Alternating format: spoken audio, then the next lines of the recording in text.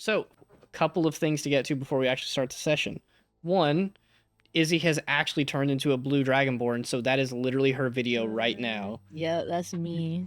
Beautiful. Dang, that level up went crazy. Yeah, you hit level 5 and suddenly shit goes crazy. 2, for the first time joining us on video, we have Jambo in as Lucien now. He actually has a face this time. Jambo. Yeah. Tune in. Finally able to emote. Yeah. Tune in next week and he will actually have long white hair and a bunch of tattoos. We just keep wild forcing as to fuck, like start cosplaying at Lucy. Like all It of is us are almost normal except for Halloween him.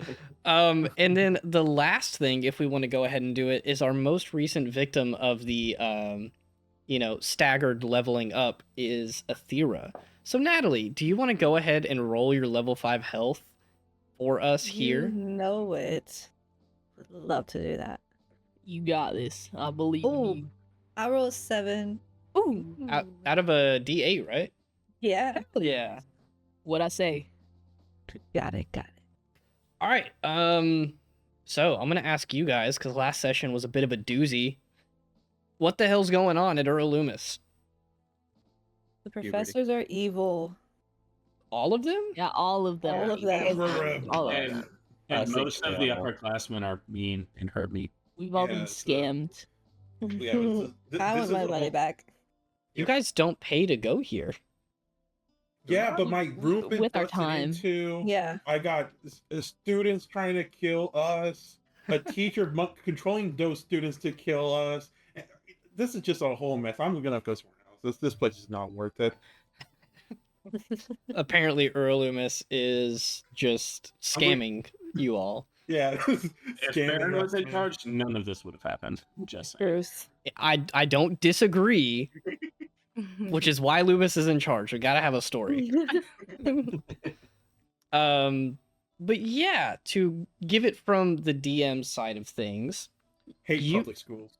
public schools are terrible. So, you guys have recently been investigating into the disappearance of Lasilda, and then you found out Echo. You found out Talanch was behind it, took her teleporter into, first of all, her house. How dare you? Second of all, her other house. It's just outside of Plassar. This place is ruined. There's no life out here. It's like on the edge of a desert that's not even in the nation that you guys are currently in. But it turns out that Talanch, who is a warlock, you guys learn that she is a warlock of Verameth, and one of the parts of her pact was her coming back to life after dying in the siege of Plassar, which if you don't remember that, Leo's friendly little home church, the Corteans, are responsible for that. So she died in the fight, she made a pact with Verameth to come back and seek revenge on the people, and now she is being forced to, take revenge on people who worship Corteus, whether she wants to or not. And she took a second pact to try to get out of that one to hopefully save some people because, from what she said, she's never had to kill a student before and she does not want to. So she's trying to figure out how to get out of that. But the issue is with this new pact, she either has to find the Ring of Three Wishes that is somewhere in the school, not sure where, and use that to summon this new deity creature thing to the school, and then use the last wish for herself, or sacrifice 3 students to bring the thing here, and then it will break the pact itself. And therein lies the issue. Can we find the ring? Do we just kill Talanch as Rosaries is so, like, hey, I didn't want to do it, but I guess I have to. Or do you sacrifice 3 people and then fight this thing? Okay, when we say 3 people, can we say Billy Castor? Is like He's the first on my list. Yeah, like I could kind of maybe Marcel might be a little more open. If we cast Charm Person, do you think we convince him to kill himself? Who knows?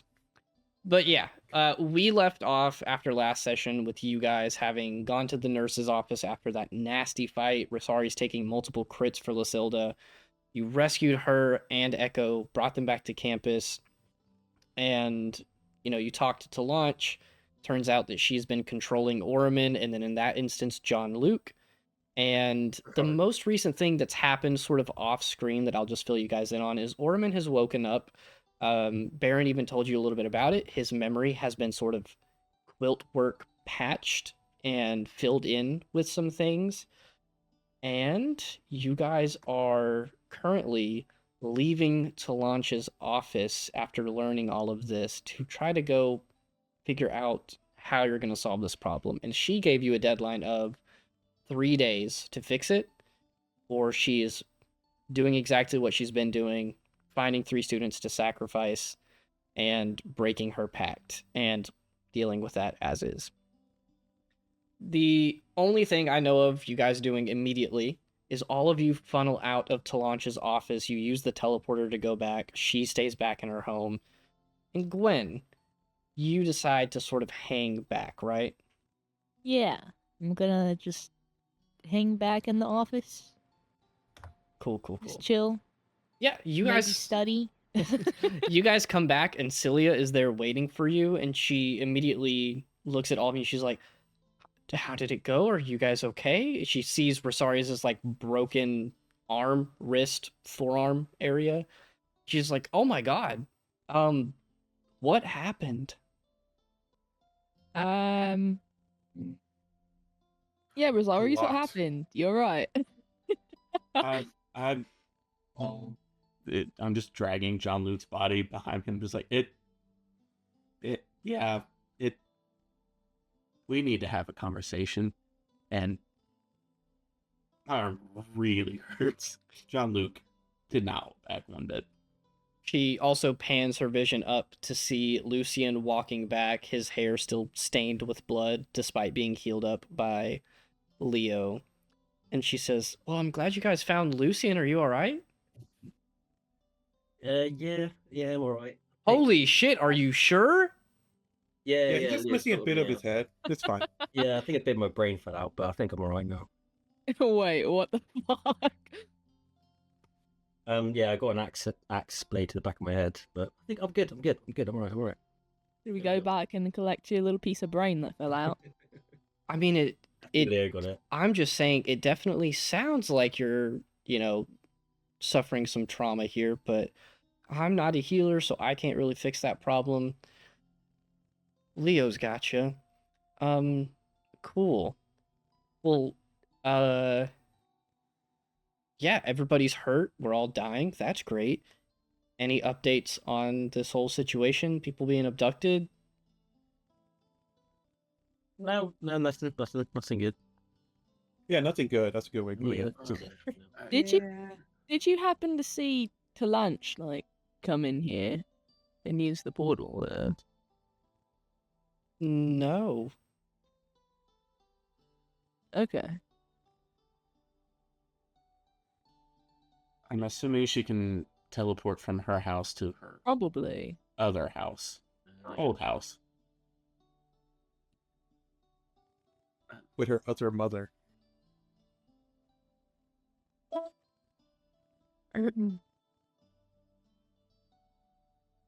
Celia, we have 3 days to find a ring of wishes. Do you know where that's at? Not off the top of my head, but it sounds like something that either Beren or my dad would know about.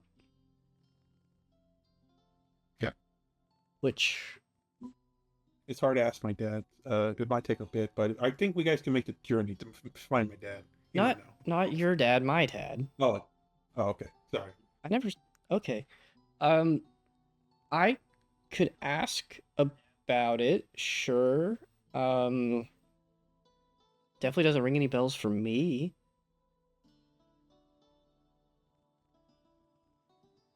Why do we? I'm so lost. Please fill me in. But you're Leo, right in front of us. Leo, do you want to explain what was happening? Yeah, Leo. Fuck. Well. Rosario, do you want to explain what's happening?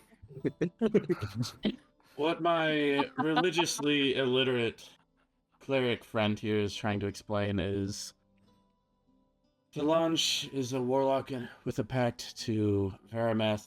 Varameth obviously being the one defeated by Corteus, the god he worships. She was killed in the fall of Plasar. Wanted revenge, wanted to not die. Made a deal. Varameth obviously wanted more Corteans dead.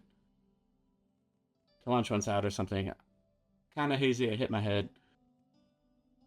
She's gonna kill 3 students, probably Leo and Lasilda and one other, if we don't get the ring, or if we don't kill her, which is my preferred option. Exactly what I was going to say. Is it really? Is it really, Leah? Yes, I agree with Gwen. Like he was reading my mind. Do we want to have this conversation outside of Talanch's office? Yeah, I'm very on board with that. I say we go to Beren's office, and he's not home, right? Or I guess he is home right now, but his copy is at the office, and we can either run it by him or, I wouldn't call it breaking into his house. I kind of have an open invitation. Like, that sounds like fun. Let's go in.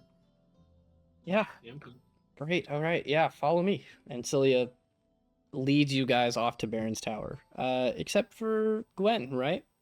Yeah, I stay back. So Gwen, you stay back. Just out of curiosity, at what point would you leave? Like, how many hours have to pass for you to be like, all right, I'm done waiting? 32. Probably, like, I don't know, 4 or 5. 4 or 5 hours. She's gonna study hard while she waits. Sure. Just kind of passing the time, sitting there. Have some snacks, sit crisscross applesauce on the ground. Yeah. So we'll catch back up with the group, Celia leading you guys to Beren's tower. For now, Gwen sits in Talanch's office, reading. You have Zim there with you, just kind of taking a little nap, curled up into a ball.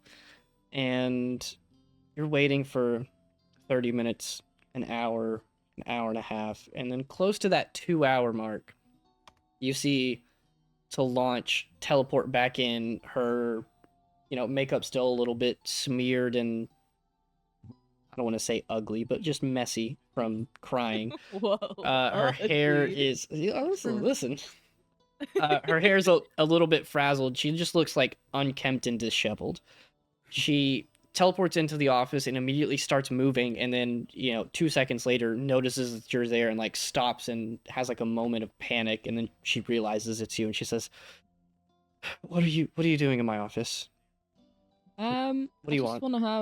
I just want to have a conversation, if you don't mind. Well, didn't we just shortly have one not too long ago? Yeah, but I just want to give you maybe some food for thought. Sure, taking advice from students. This is perfect. Why not? Okay. I'm not in any position to say no. Go ahead. All right, you didn't have to say it like that. Taking advice from students, or just whatever. But and don't get angry at what I'm about to say, I guess. All right. Would you like some food while we talk? And Gwen just like offers a muffin she has. Please tell me if this is one of those magical muffins or not. Nah, it's just a blueberry muffin. Okay, thank God. It's magical for another reason. It's Yeah. more nutritious. If you would have given her one that made her sick, you would have been first on the chopping block. No, I'll say go ahead. Give me just like a persuasion check. I'm gonna say with advantage. I love giving out advantage. With advantage. With advantage. Ooh. Where's my persuasion? 0, so 18. I thought you said you got a 0. No. So dumb. Okay. No, she sort of hesitantly walks over and sits down at her desk, takes the muffin and takes a bite out of it. And she's like, I mean, it's probably a good idea if you don't want me to be upset to give me the food. So, wise call. Okay, so have you maybe ever considered that it's just like your time?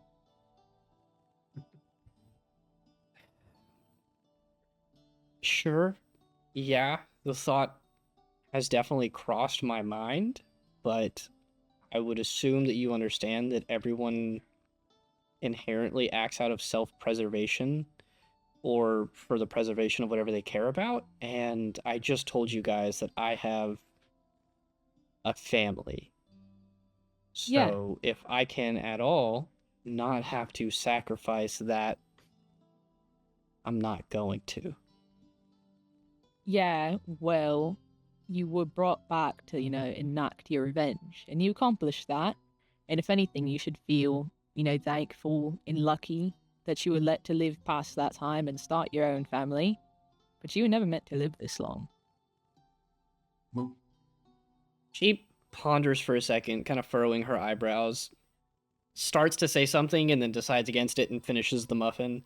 And then after a second, she swallows her food and she looks at you and she says, "You think it's acceptable to say that I wasn't meant to live past 12 years old because of a religious war that I had nothing to do with?"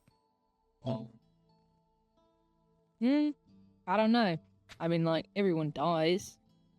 But just, I don't know, you were supposed to die to lunch, and, you killed one of our classmates to try and stay alive. But because she was brought back, I'm, willing to give you this sort of second chance to maybe have this comeback. But my classmates might not feel the same. And if you continue to go along with these sacrifices, people are going to want to get their revenge on you, which not only puts you in danger, but possibly your family as well.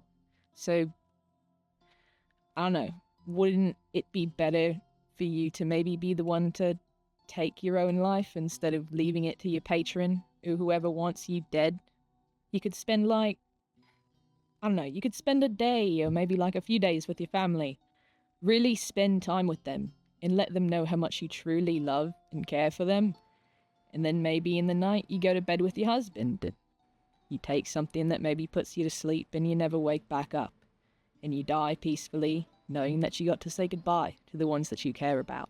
Because I wish my parents could have given me a proper goodbye before they went. She thinks long and hard on that. There's a dense conversation in that single statement alone. Would you give me another persuasion check, just flat? Not that you're trying to convince her to kill herself. That is not what's happening here. Yeah, I'm just trying to write that down a little bit. I got a 15. Okay, 15. That's not bad. He thinks for a good minute, and it is silent and almost awkward in the room to the point where Zim kind of like looks up at you and then back at her and then up at you, and he's kind of like, what's going on here? You see her sort of wipe her cheek a little bit, and she says,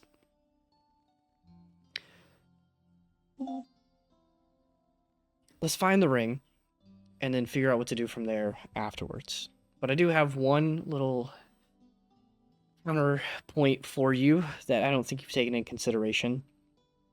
We just established that your little pseudo-religious friend in there has also made a pact with the same thing that I'm trying to deal with.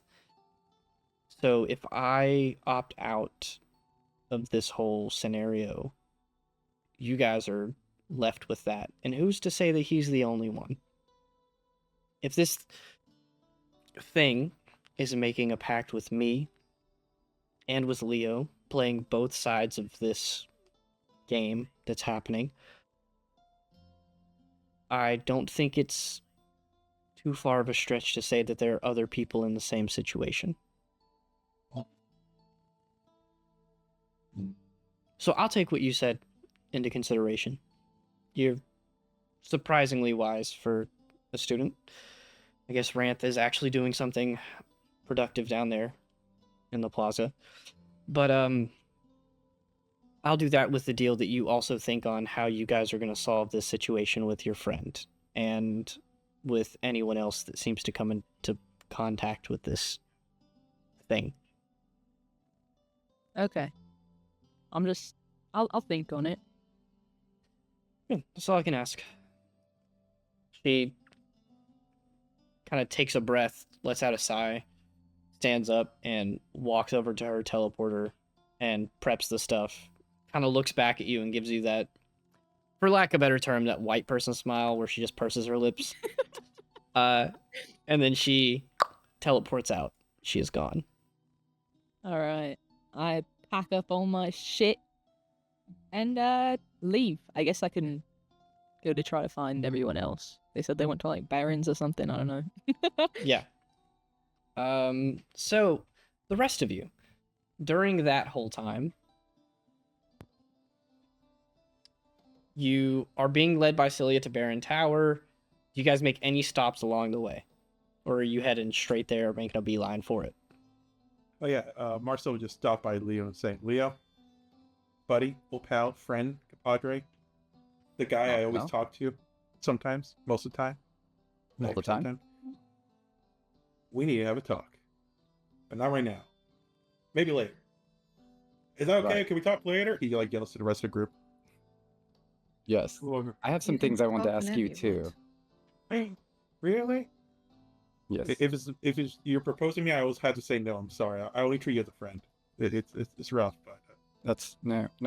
I'm That's- sorry. But I know the attraction's there, but it just won't work out. Sorry. Thank you for letting me down easy. Very Okay. easy.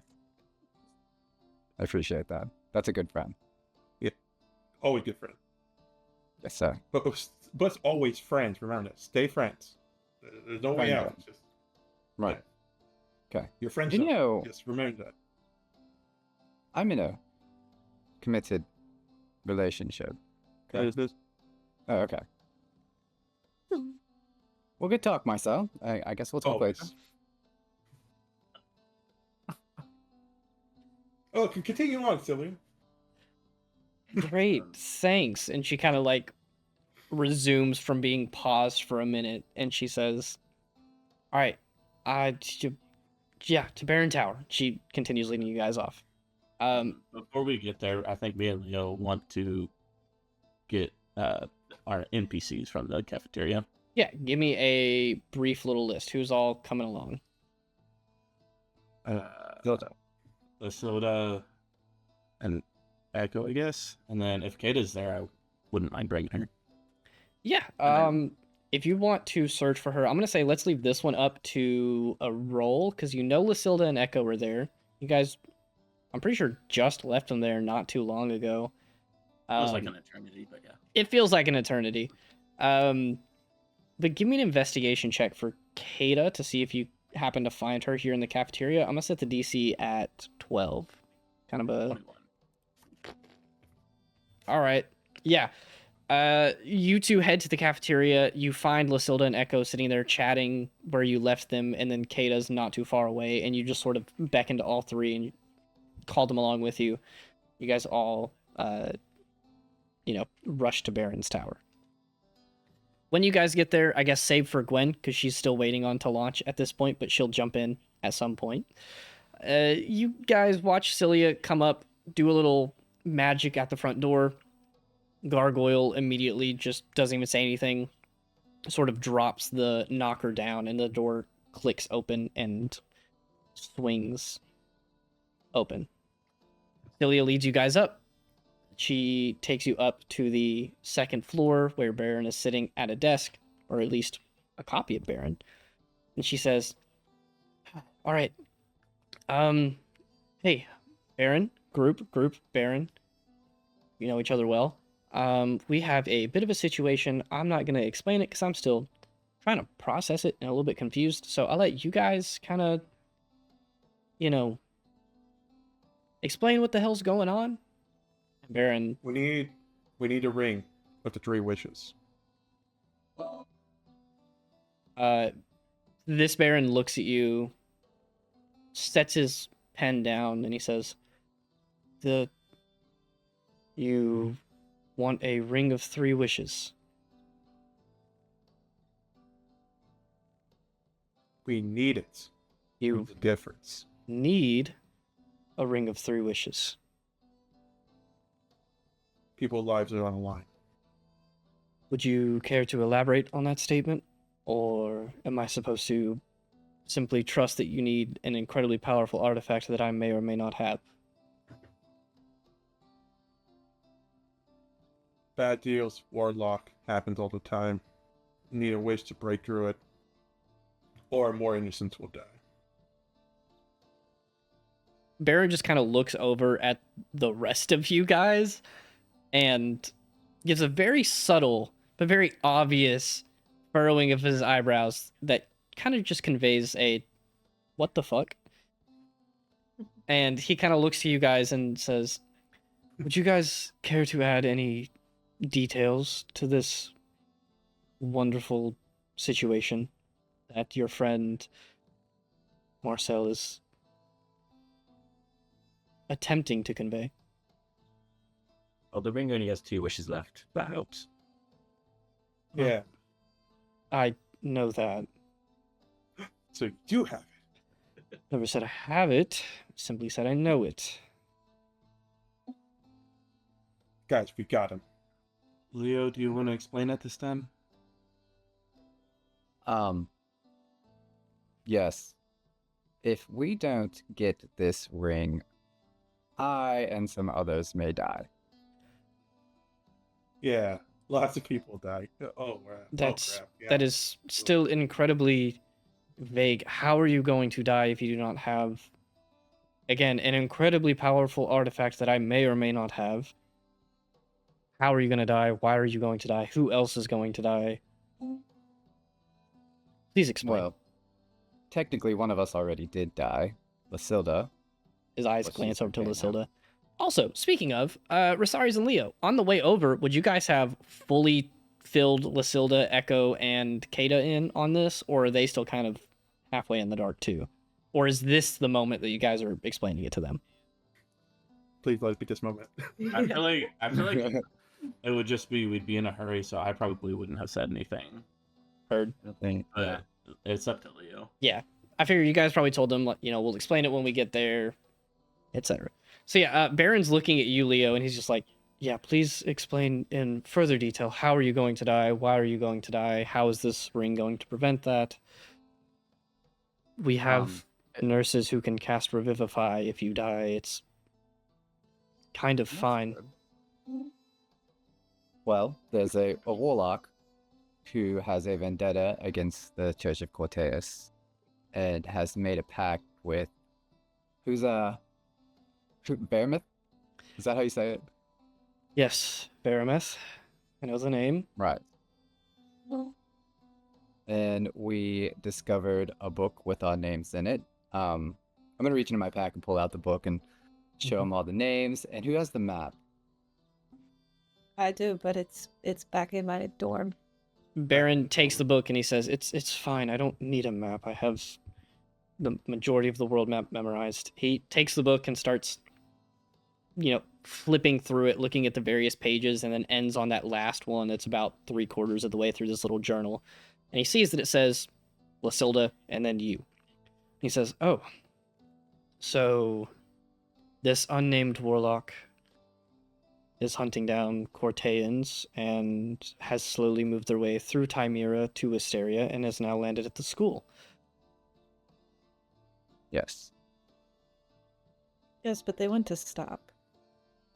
Well, that's Exactly. excellent And that's news. why they want the ring.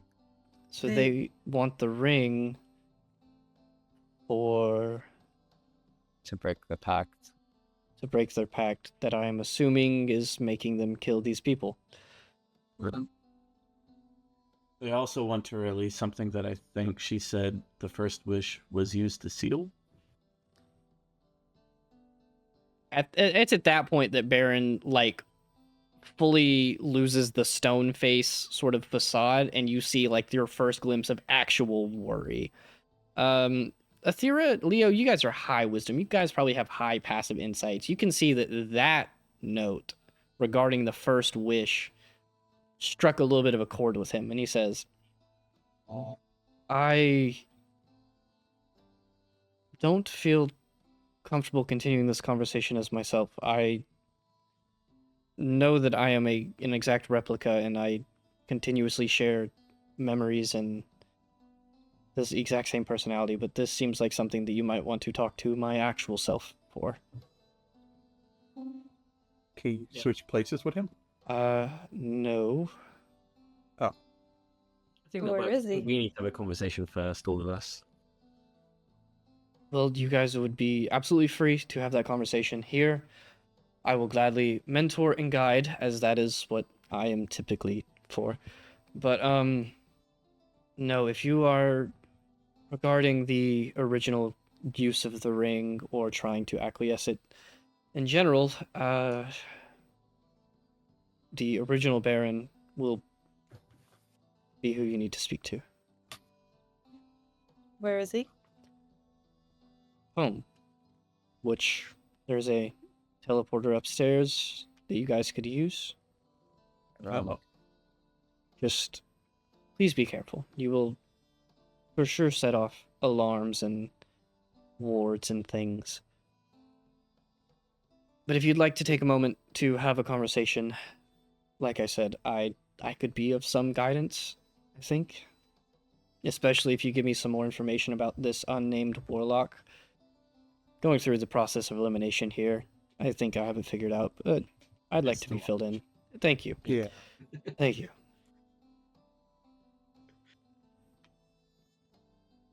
We have 3 days. Until? She sacrifices Leo, Lasilda, and one other.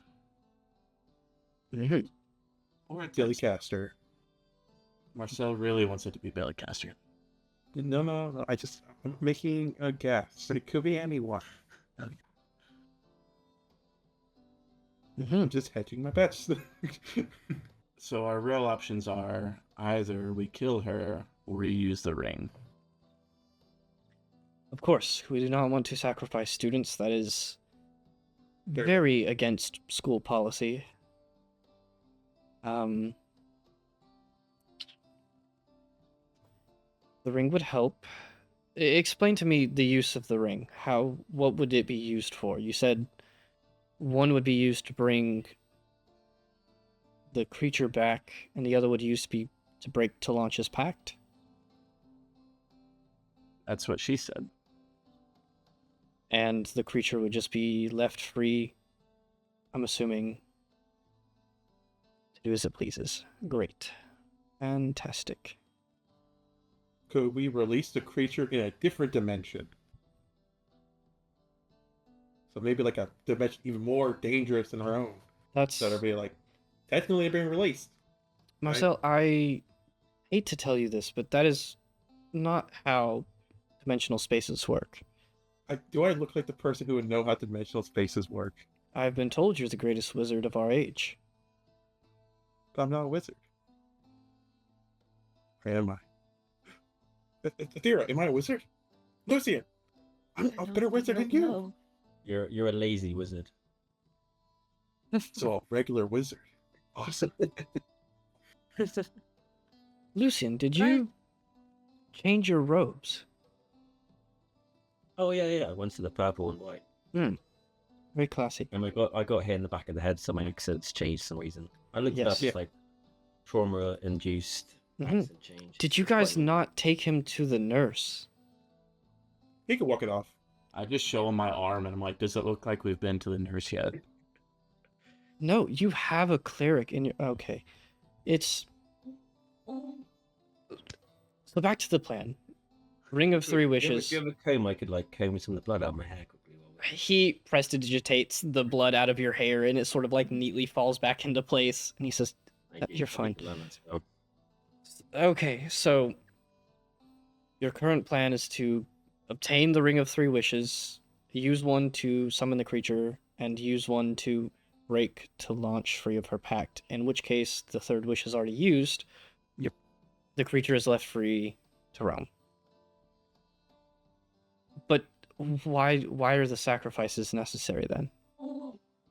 You know, crazy pack stuff. No, I don't know. Please inform me. I am a wizard.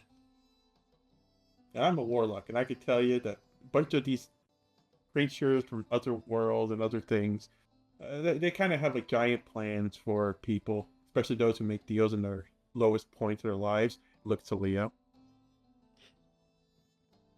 Marcel, as the leading researcher on otherworldly influences, where magic comes from, and things like that. Yeah, we call them otherworldly influencers. Yeah, that's. Thank you.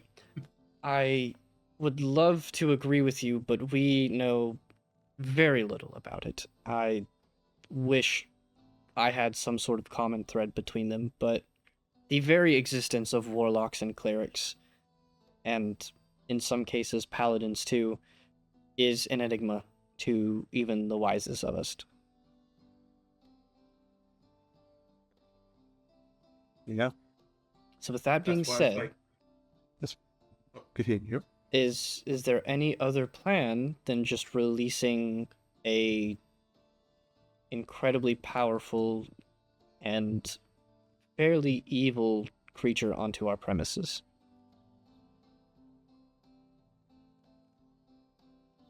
I mean, it's our only option at this point. I mean, does she have to? Why can't she just use the wish to break her pact? Why does she have to wish the thing back?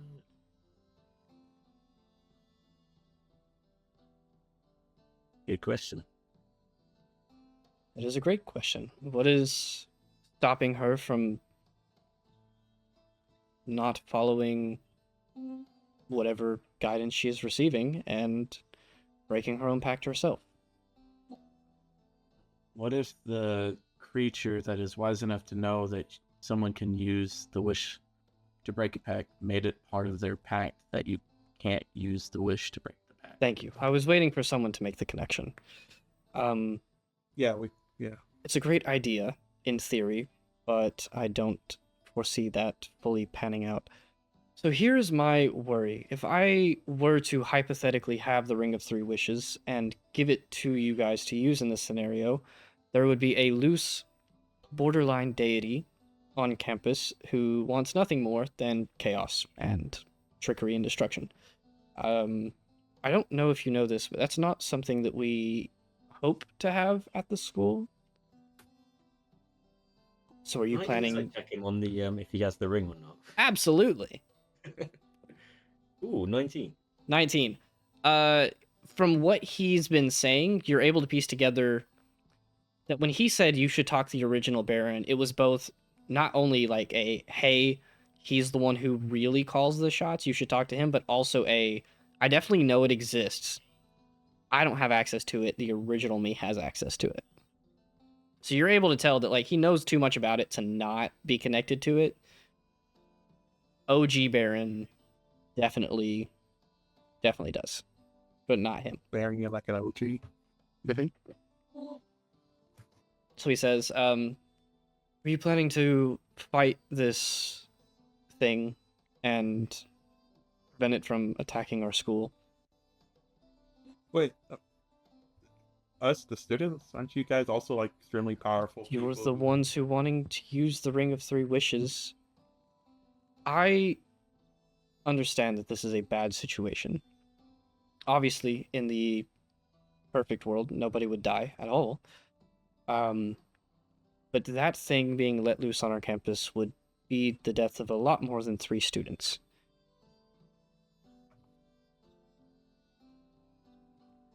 We So just you're saying we should sacrifice 3 students? He shakes his head and he says, no, but there should be a better way to solve the problem. He's also going to insight check you guys, just because Thanks. you guys have not mentioned the thing about Leo and how he has also made a pact. So I'm gonna Marcel did. Y'all allude are to it. such dope friends. I'm gonna see what his insight is. I don't know how good it is. Oh, it's not crazy. He got a 17. So would whoever of you has been talking the most, so I guess like Marcel, you're definitely up there, and either Rosaries or Athera, one of you, both of you guys make a deception check. Ooh, We're sorry, Derek, that make a was your check. Go. deception. My deception is +2. I would also say I'm probably not in the mood to be deceiving him. So if Okay, I Mark. was to I mean, roll, I would do It's disadvantage. it's not that you guys are lying to him, it's that he is trying to, because of my metagaming knowledge, like pick up on small little details hinting at like there's I see what you're more to saying. this story than what you're saying. So can I roll with disadvantage then? If you want to, I'm not going to tell you not to. I kind of want to roll with disadvantage too. Sure, go ahead. What the heck? Your party's betraying you, Leo. Still got 20. Bullshit. I got a 14. Well- Two 12s. Roll. So That's true. You know, Marcel's not the best. Yeah. He's not the most reliable person. Beren essentially says like, no, listen, I don't want to sacrifice 3 students. I just think we're not thinking hard enough about it to come up with a solution. And he sort of scans the group. Lasilda and Echo are still exhausted. Like this poison is draining out of their system, especially Lasilda. She is not looking great. She's still very, very rough around the edges. He scans all of you. Then his gaze returns back to Rosari's and he says, Rosaris, you look like you are at your wit's end trying to dance around this moral dilemma. Is there anything you'd like to add? I feel like we are missing pieces that could be useful here. Well, speaking of releasing the interdimensional beast, it appears it's making more than one contract. Isn't that right, Leo? Yes, I've entered into a contract with an unknown thing. That launch seems to recognize. I'm looking at Leo with like a horrible look on my face. Yeah, we call this a known unknown because we know it's unknown, but it's an unknown that we know. So, Leo, you are also in league with this deity in one way or another. It has made some sort of deal with you, I assume. Offered you some sort of power or gift. Right. In the moment, I was left with the choice to let Lasilda die or save her. I'm Mhm. not. I don't know if this is the same deity. Honestly, I acted. I didn't Leo, might I really think ask, about the how consequences. many deities have you come into contact with directly in this instance, where you are receiving power from them in a very tangible sense? Are you a pitcher or a catcher?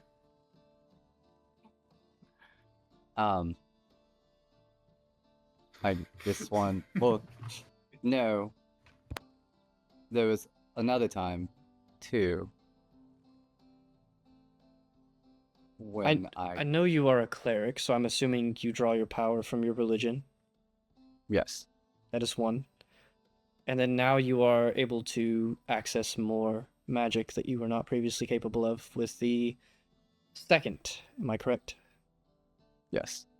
So the odds of you as someone who is one of the very few known of receiving power from multiple sources, the odds of that being 2 different creatures in this same scenario is beyond small.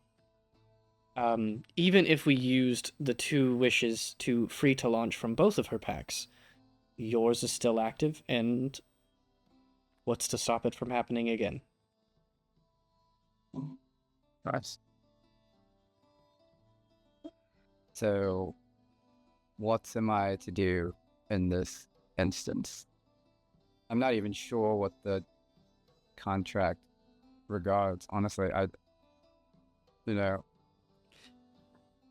still new to this. Well, part of me believes that we could just use the ring to summon the creature and then kill it, but then to launch is not out of her pact, which is the root cause of this entire problem. We could use one to summon it, one to free her from her pact, and then we are left to deal with the consequences of summoning a greatly powerful creature. Have these warlock powers affected your cleric powers? I feel there's like a conflict of interest there. I I've only used these powers once, and that was to save Asari's. Outside of saving Lasilda's life. And it doesn't seem like it's messing with anything Yet. on the other side, right? I don't know. It didn't look very good when you used it. Yeah, it was all green and stuff. Yeah, it looked rather disgusting. Yeah. Whoa. Let's not go that mean to the orc. It was green. At this point, Echo sort of walks forward, and she's still, looking very tired, and she says, "All right, listen, I see what Beren's getting at, if you guys don't already. It's not really his decision to make, because no matter what, there's going to be something that isn't filled here. Pretend that you have 2 wishes. You can use those 2 wishes to solve any of the problems in this scenario, but there are 3 problems. It's simply a matter of which one do you want to solve. Do you want to sacrifice people? Do you want to fight this creature? Or do you want to continue to let the creature make deals with people?" Also, and she sort of turns her head over to Lasilda and then over to Gwen, and Echo says, "I'm not sure how much of this will help, but Lasilda was already sacrificed, and then we brought her back. I don't know how that plays into this whole thing. And I know, Leo, that you're not quite... I don't understand what's happening with you. You're weird. I'm not going to bother with you. But maybe that's worth That's a looking crazy into." thing to say.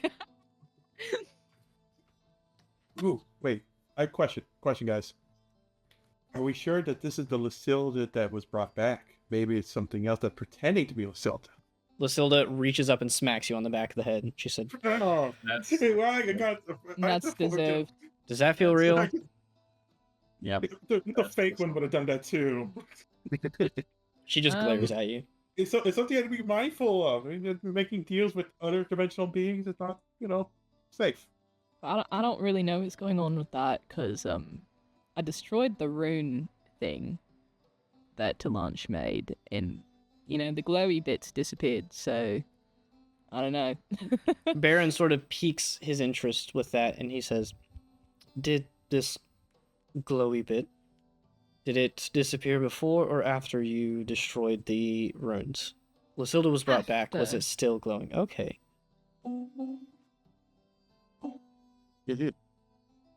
I feel like that I could think- tie the person's soul to the thing. So if all 3 are complete, even if they are brought back, something bad's gonna happen.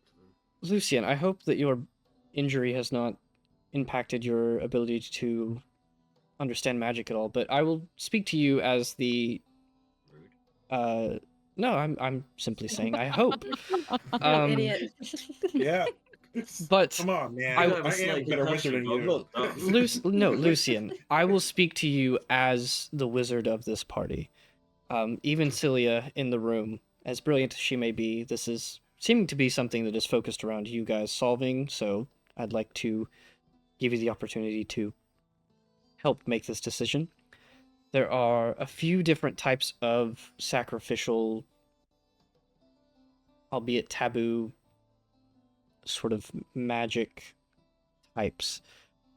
The one that you seem to be describing is not that it uses the person's soul as fuel for the magic, in which case their soul would be lost because it is consumed in order to cast a spell, but more so that it is simply symbolic, if that makes sense.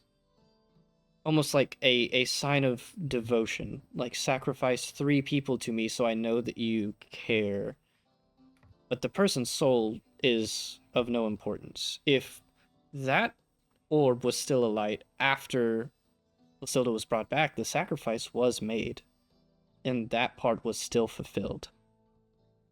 Oh, okay. So their souls won't just go to the dark creature. But actually If might that go was to the case, when Lasilda. you brought Lasilda back, she would have been noticeably different until you broke the sigils, and even then, who knows if it would have went back. So what I'm saying is, I still think you should talk to my original self. He will be able to give you the resources. But the actual route that you choose to go and how you solve this problem is ultimately up to you. We're all raising our hands. Why are we raising our hands? Okay, I got a magic idea. I'm next. I'm next. Can you maybe make a student, like 3 students, and then we can sacrifice those made students? I theoretically could over the course of 3 days, yes. However, Guys, we got it. We solved it. Marcel, would you be willing to take responsibility for if those fabricated lives did not count for this? If they were like me, then yeah, they would understand.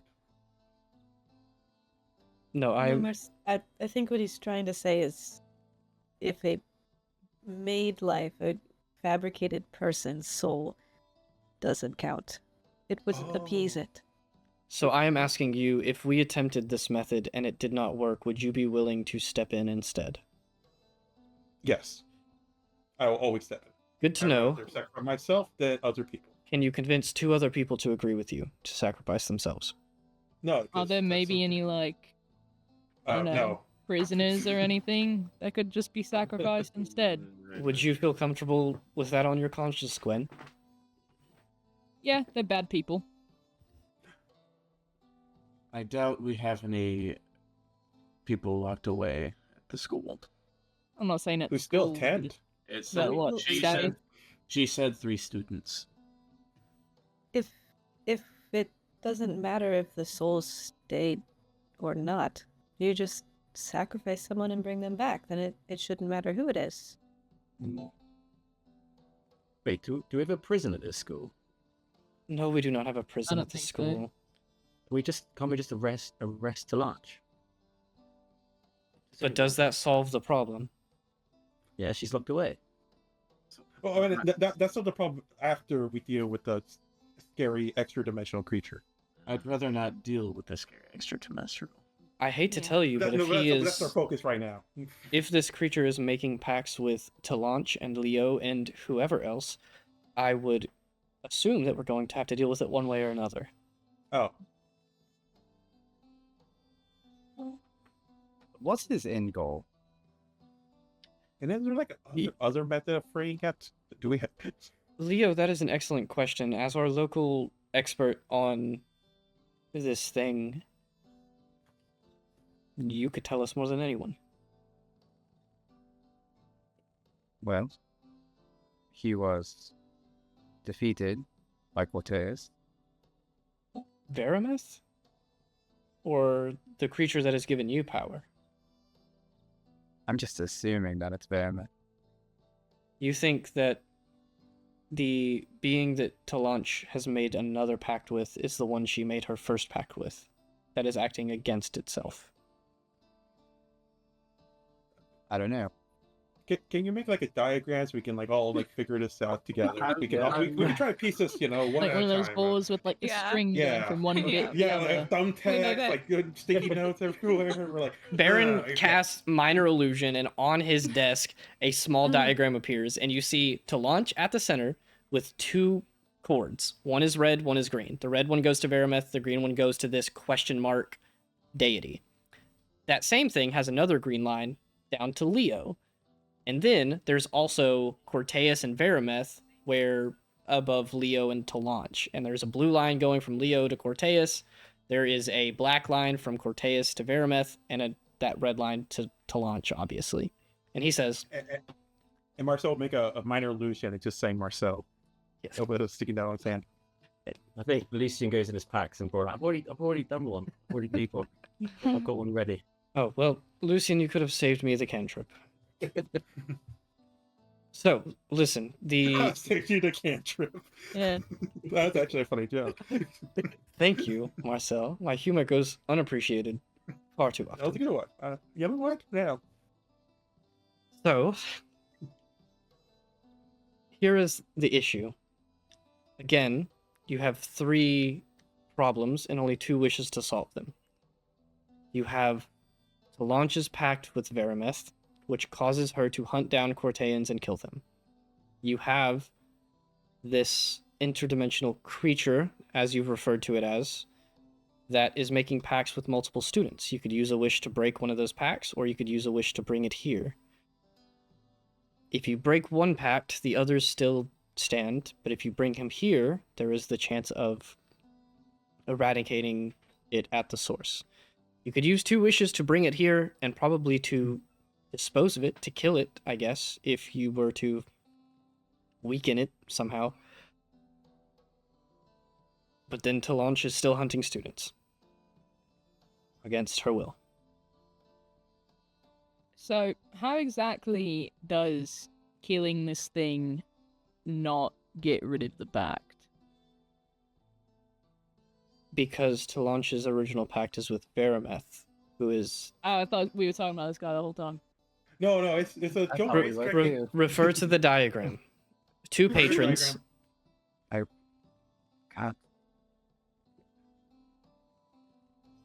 Talanch Why are there has... 2 patrons? What's going on here? Wait, Oh my we went past this already.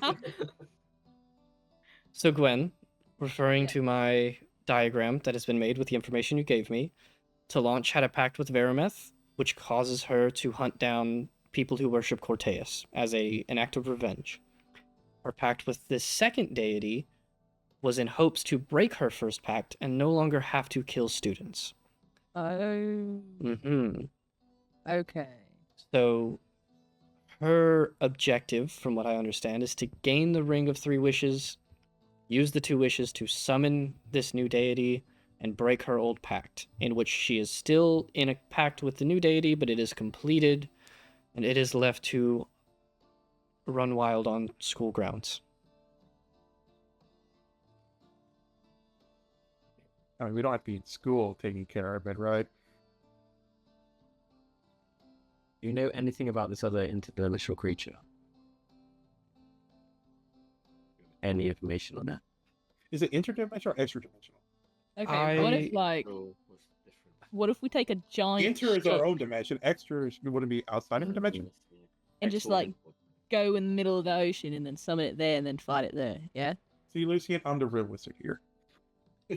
Gwen, your idea is not terrible, and I'm sure that I could assist with that, but I should also say that in terms of interdimensionality, I would not be able to explain it to you. Again, everything I know about this, I would like for you guys to talk to the original me about, not to a fabricated me. If that is alright with you all, of course. Yeah. Why don't we just go there in the first place? Yeah, Why are we that's a talking good to point. this Do we have to guy? repeat everything we discussed to your other self? No, I will send this conversation to him.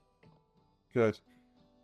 I'm gonna message Ava in her head and say, "Do you reckon you could just like nick the ring from Beren while he's not looking?" How sneaky are you feeling? Contrary to popular belief, just because I'm a rogue does not mean I like stealing. Just borrow? No. Mm.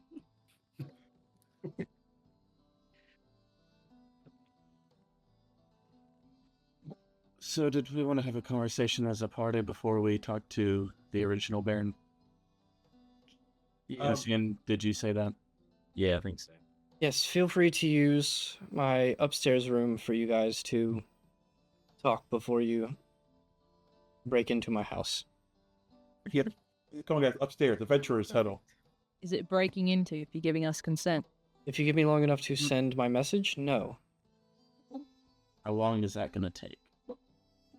5 minutes. minutes? Ah, Our conversations usually last that long with myself being part of it. Fantastic. All right. Off you go.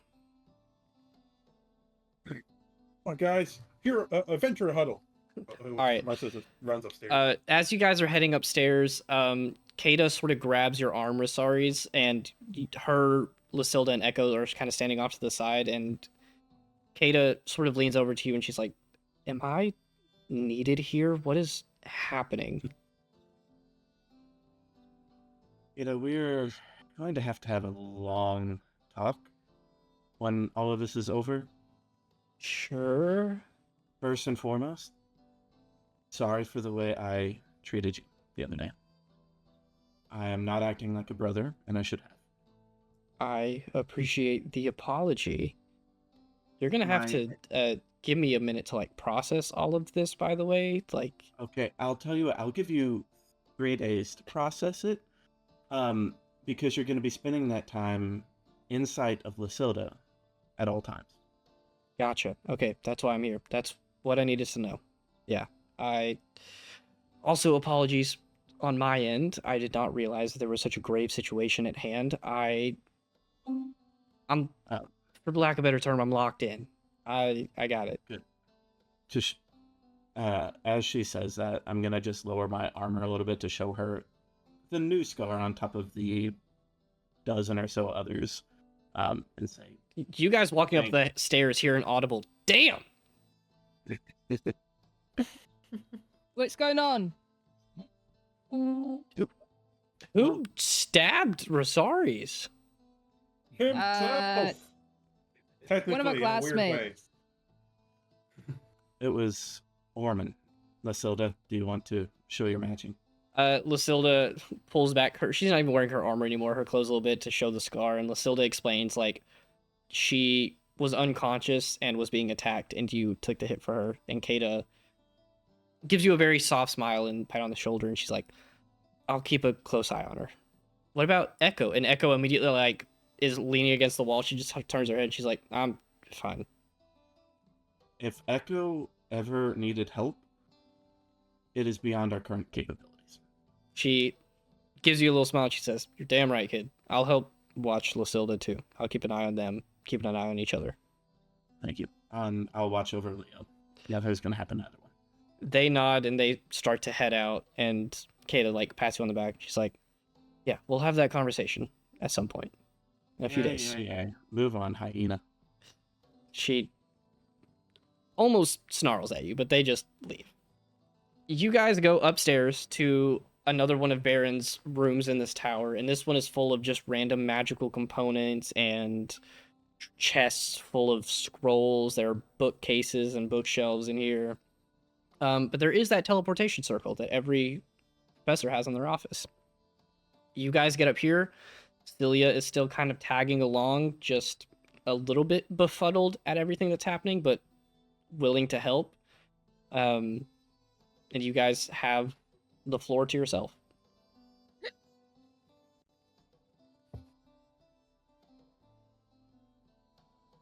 Bit of a sticky situation. Yep. I'm assuming we can all agree that Leo and Lasilda's lives are not for bargaining. Yes.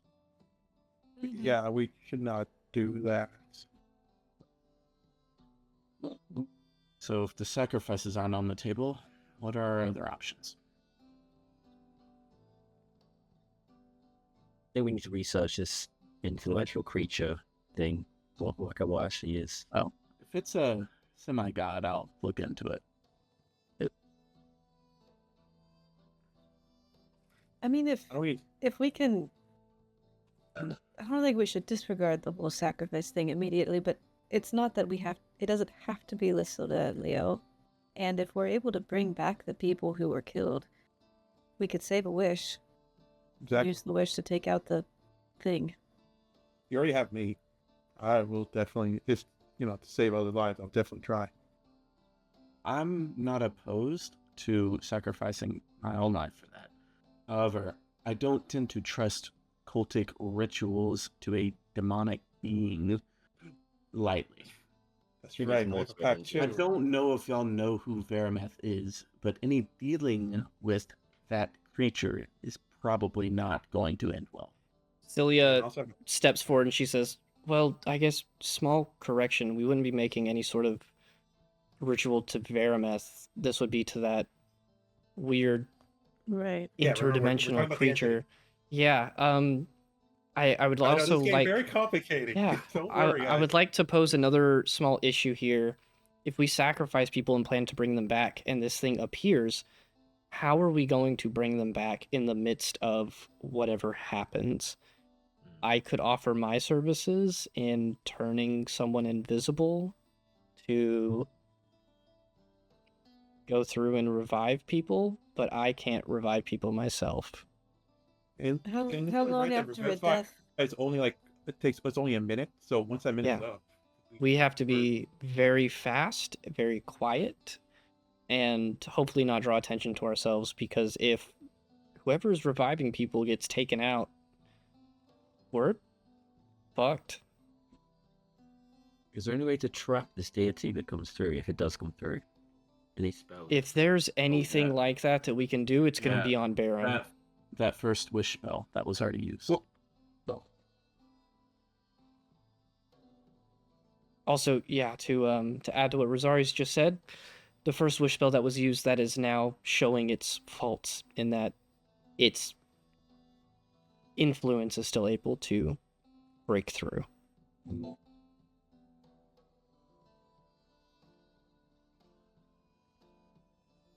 I don't really know if there's any way we can make a decision without having the information that Baron has. Should we Just- just yeah. go talk to him? Yeah, I think so. That seems like the best course of action. Celia's already over there working to prepare the teleportation circle. Yeah, I'll go and help her. Yeah, you guys get the materials because of the number of you. You're sending, you 7 and her, so it's 3 trips there. You guys get all the materials and get it ready for you guys to go as soon as you want. I'm good to go. Before we go, Leo, was it absolutely necessary to make the think deal? back. Was that the only way? Is that what I asked Marcel? Yeah. I asked if it was the only way, not if it was important. Honestly, it was the only way. Right, Leo? In that moment, I think that it felt like it was the only way. Maybe you weren't as much of a coward as I thought. I don't know if I should take that as a That compliment. was a slight compliment. Was like a backhanded one. That's what it felt like, yeah. Yeah, it's just with Thank you. gauntlets on, it hurts a little bit worse. And fuck you at the same time. There we go. Uh, Try not to You're make doing me- what now? Gwen will go first through the teleporter Why me?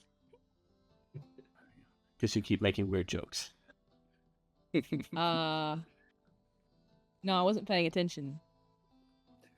I Marcel, just did the wrong thing at the wrong time. Marcel starts walking to the teleporter. Yeah, you guys file through slowly, it seems, and you guys teleport off to Baron's house. And before we get to that, we'll go ahead and take our break. And the last thing I want to say before the break is hashtag Releo ? Yeah. Ah. back.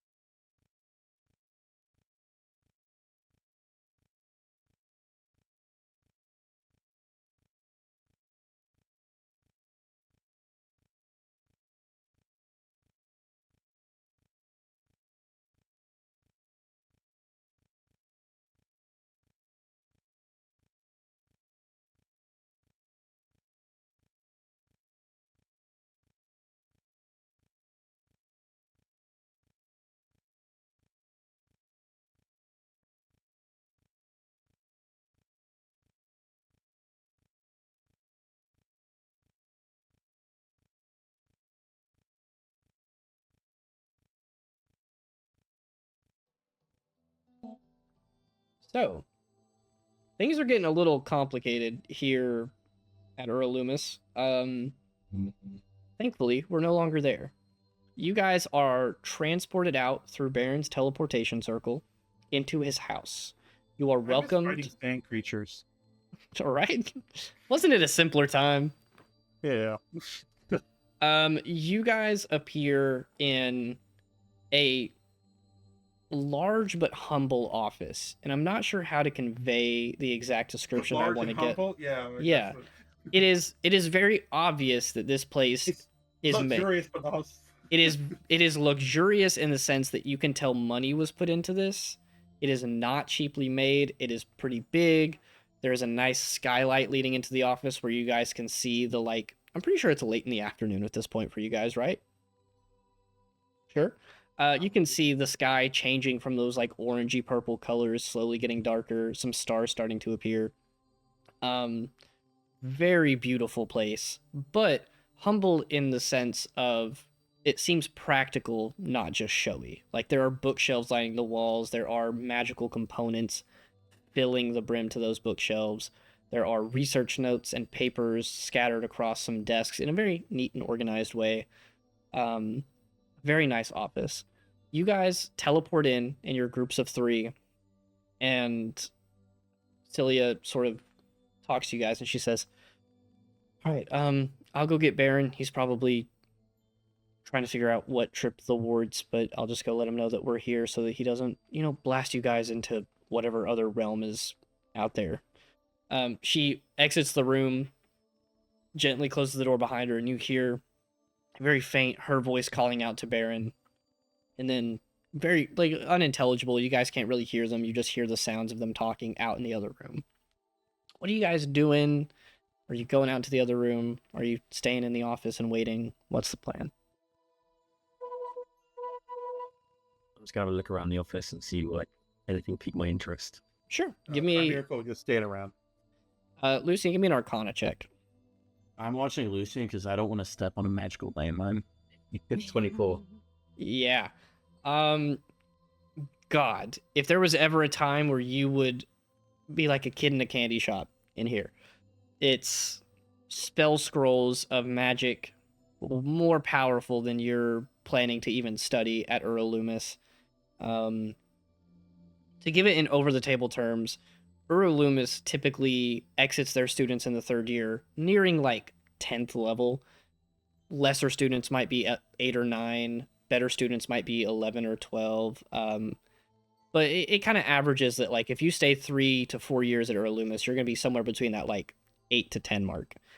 In that, wizards will get up to maybe level 6 spells, and you are seeing level 7, 8, that sort of level of magic in here. You also immediately notice that very faintly drawn into the lines on the walls, almost to add to the decoration of the place, are adjurative runes that keep anyone from teleporting in here that isn't coming in from that teleportation circle. So this place is magic out the ass, to put it bluntly.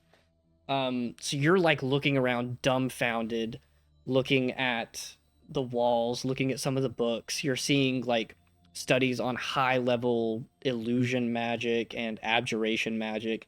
You see some books that were clearly like from Valenrun, which you're very used to, but you notice the little stamp that says it's from Cloudspire, that super big library there. And you are just ecstatic. This is exciting. Rosaris, you're being very careful not to step on anything, but you see Lucien just kind of like hurriedly walking around looking at everything, so you think you're okay. I'm gonna try and memorize as much things as I can. For sure. Any books I can read or anything like that. Yeah, it's like Charlie finding a golden ticket. Mm-hmm. Yeah, after that, a couple seconds later, you guys watch as Beren like opens the door and just kind of lets it swing open, and he's standing in the door and he says, "Well, students, I have received word of a very dire situation. Would you like to sit and have tea?" Absolutely. Wonderful. Please join me. And he motions into the living room. You guys walk in. The floor is very sturdy beneath your feet. You look out the windows and you guys see that you are probably like 3 or 4 stories up. There are trees all around. It's a beautiful view. There is like a creek running up to a hill. There's like some mountains in the distance. It's gorgeous outside. But he lets you sit in this living room with these giant windows, sort of letting in the last of the natural light for the day. You sit around a sort of conversation pit, and Beren waves a hand, and an entire tea set flings together from all directions and makes itself in the center. He snaps his finger, and you see the tea start boiling, and he pours it into the different cups for you guys. Sets them out for you, and he sits on one side and motions for you guys to sort of sit around and form a circle. Your clone has been actually sit down. I'm sorry. Did he? Yeah. Just got headwind and he called me dunce. He can be a bit brash sometimes. The issue with cloning is they don't always carry your vernacular, your way with words, I suppose. Please, everyone, take a seat.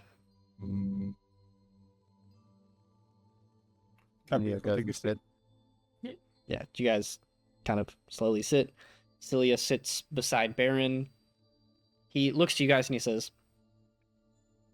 "So, from what I understand, this situation is not beyond me, but some more information to be had." And he reaches his hand up, and you watch as it just disappears down to his wrist, and then he pulls out a little jewelry box. It is deep blue, bluer than any wood you've ever seen. Clearly, it was like magically made, and it's very ornate. It has bright gold detailings all around it. He flips it open and pulls out, again, this very ostentatious, fancy ring with 3 sapphires on it, and one of them has lost all of its color and is no longer blue. He holds it up and he says, "Apparently you guys need this to solve your, our to launch problem. Her desire for patrons has wound her in a tough spot." Do you not vet your professors? Well, the same person who gave me this ring was the same one who wrote the original rule that warlocks would not have to disclose who their patron was, which I understand the intention behind it, not to discriminate. Loomis is supposed to be... situations. Exactly. How bad would it be for the school to turn away a young student, 17, 18, who has powers that they don't quite understand, just because they made a bad deal? So, our teachers are thought of the same way. He sets it back in the box, and you watch as his hand disappears again as he tucks the box away in that little extra-dimensional pocket, and he says, "So, you need not fill me in on the situation. I have received word, unless there's anything you withheld from my fabricated self. But I feel like there is some information that I should give you guys. It's only fair. You have gone as far to seek me out and keep me clued in. This creature, if you would like to call it that, I would not refer to it as a deity, has plagued the school before. It's not the first time this sort of incident has happened. The first time, it caused the death of some people you may even know. Lucien, your own Professor Neralne. She is a ghost. Obviously, she died at one point. That's when she died. We lost some very good people that day, and using the Ring of Three Wishes was a last resort to sort of lock away this thing, but apparently it did not fully work. Allegad Stat, one of our students, needed to bring his best friend, Elijah Ranth, back to life. Heard whisperings, made a deal, brought him back, and then to solve the problem, they asked for my help. We summoned it here, and had casualties in the process. But the good news is, it's not a god. No, if it was, it wouldn't show its face around here. I wish I could tell you. I assure you that I am one of the most knowledgeable source on the writings and texts and artifacts from other worlds or planes, whatever you may call them. And it seems to have its roots there, but as far as what it actually is, we don't have enough information for that. But perhaps with Leo, we could glean a little bit of information. This would be the first time that I've had someone in my grasp that channels their magic through this thing. You also have a paladin in your midst who specializes in weeding out the religious and other, if that is an apt term for it. So, What are you suggesting? I'm suggesting that if you want to research it further, you have every means in front of you. But if you would like to start discussing the decision that is placed in front of you of to sacrifice students or not, to kill to launch or not, I think you're also ready for that. Yeah, can you speak to this entity, or is it just one way? I haven't tried to speak. Is that a possibility? I don't even know how to go about it. How do you talk to Cortez? Pray. Try that. You want me to pray to this thing? Praying is just talking. Cortez doesn't always talk back, we know that. And if this thing doesn't respond, what have we lost? I'm not asking you to devote worship to it. Just talk to it. Ask it what it wants next. I mean, we can give it a go. Don't worry, if you start blasting all that magic, I'll knock you upside the head. I'll be fine. Right? I guess I'm going to try to pray to this thing. If you're praying, I guess give me a religion check. I'm holding a hold past this spell. Heard? 17. 17. Tell me what you try to do. I'll give you the results of it, but we're all sitting here watching Leo, I guess, default to what he knows, which is religion, prayer to Cortez. How does that translate to this unknown, weird creature? Like, what do you do to try to contact it? So I guess first I'm going to take off my amulet. I'm gonna just put that beside me. I feel like if I had that on, it'd be weird. Then I'm not sure you I do. I don't- swear. It's like the equivalent of take off your wedding ring. You join a bar. All right, yeah, exactly. It's like I'm cheating. I don't know. I guess, and then I would. Is there somewhere high up that I can go? I mean, this is a tall like I don't house. There are more stories to this house, but I will say that you're all sitting around in this circle, and Beren is sort of looking at you, expecting you to try something here, at least under his guise. We're all waiting, Leo. don't be shut up, shy. Marcel. Okay, you guys let me know how it goes the next time you guys want to pray to a fucking demon. Hey, you made the deal, not me. And we're not sure it's the Yeah. demon. All right. Neo's going to, I guess, kneel down like he normally does when he prays to Cortez. He's going to close his eyes. I don't even know what I would say to this thing. Dear Santa. No. And then I guess he's just gonna be very quiet, like goes into like a meditation for a second. Sure. Are you like clear head just opening up to this thing, or are you speaking to it? Clear head, opening up. Cool. On a 17 religion, you feel like you are starting to meet this thing halfway, and you feel the other side start to give a little bit, but it's going to take you almost like accepting crossing over. Like right now, you're reaching out and you feel the other side reaching out.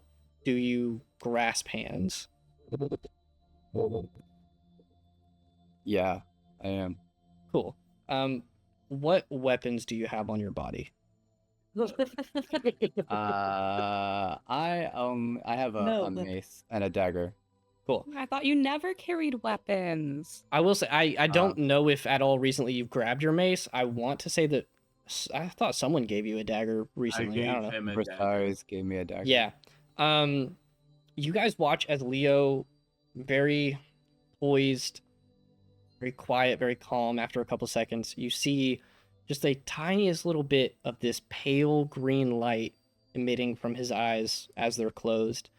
And you hear a voice start to sort of whisper out, almost disembodied and echoing, like a lot of reverb. And it says, "Ask and you shall receive. What do you want to know?" Who are you? I am. Athera, what's your passive perception? 22. Cool. Leo, please roll me a sleight of hand check. Oh, I'm so bad at these. That's an That is 11. good. Cool. On an 11, Athera, you notice everybody's looking at Leo's face right now. You're watching his body movements very slowly. He has pulled the dagger out from attached on his hip, and he is holding it at his leg, and you can see his muscles tensing up, ready to strike. Before he even finishes that sentence. Oh.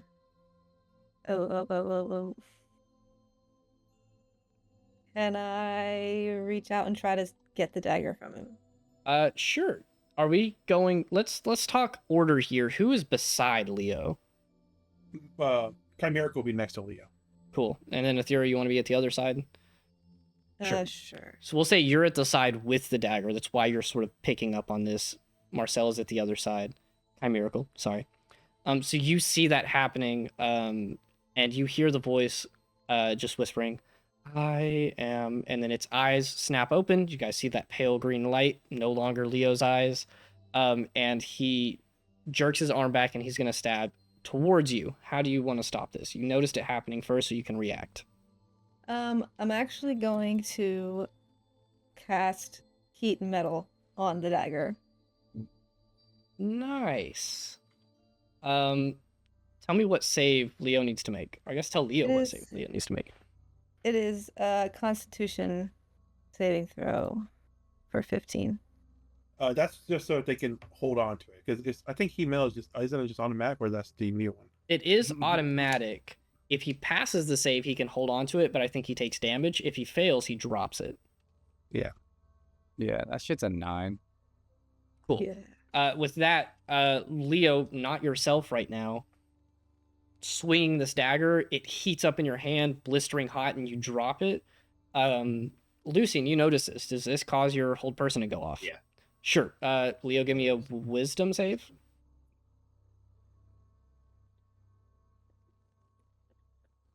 That's a natural 1. Oh. Sick. Leo, you're not really in control right now. You're not in the driver's seat. You are paralyzed and can't move. Before anything else happens, you're still sentient. You're still noticing everything that's happening. You just can't control it. If you would like to attempt to sort of break out from this, give me a second wisdom saving throw. Different effects here. 16. 16. A 16 is good for this. You guys watch as Leo gets paralyzed and then that light flickers and fades. And Lucien, you have him held there. And Beren is just sort of watching intently. I can only hold for a little bit. I think he's fine now. Chimeric will still take away if he had checking if he has any other weapons just in case. Yeah, or the dagger's on the ground, and then the mace, I guess, would be like on your back, maybe at your side, whichever one. Yeah, at my side. Marcel takes it, and Beren says, "It's very interesting. It's not very often I get to observe outside control like this. He tried to attack us. You would have been fine, I promise." Didn't see anybody else doing anything about it. Beren lifts his hand up, and you see like crackling white energy all around his hand, and he says, "You would have been fine." I'll drop the whole class. Did you send us anything, Rosari? So Leo falls to the ground. say the fuck. Just Oh. Warn somebody. Did you learn anything, Leo? The Verdant Prince. Verdant Prince.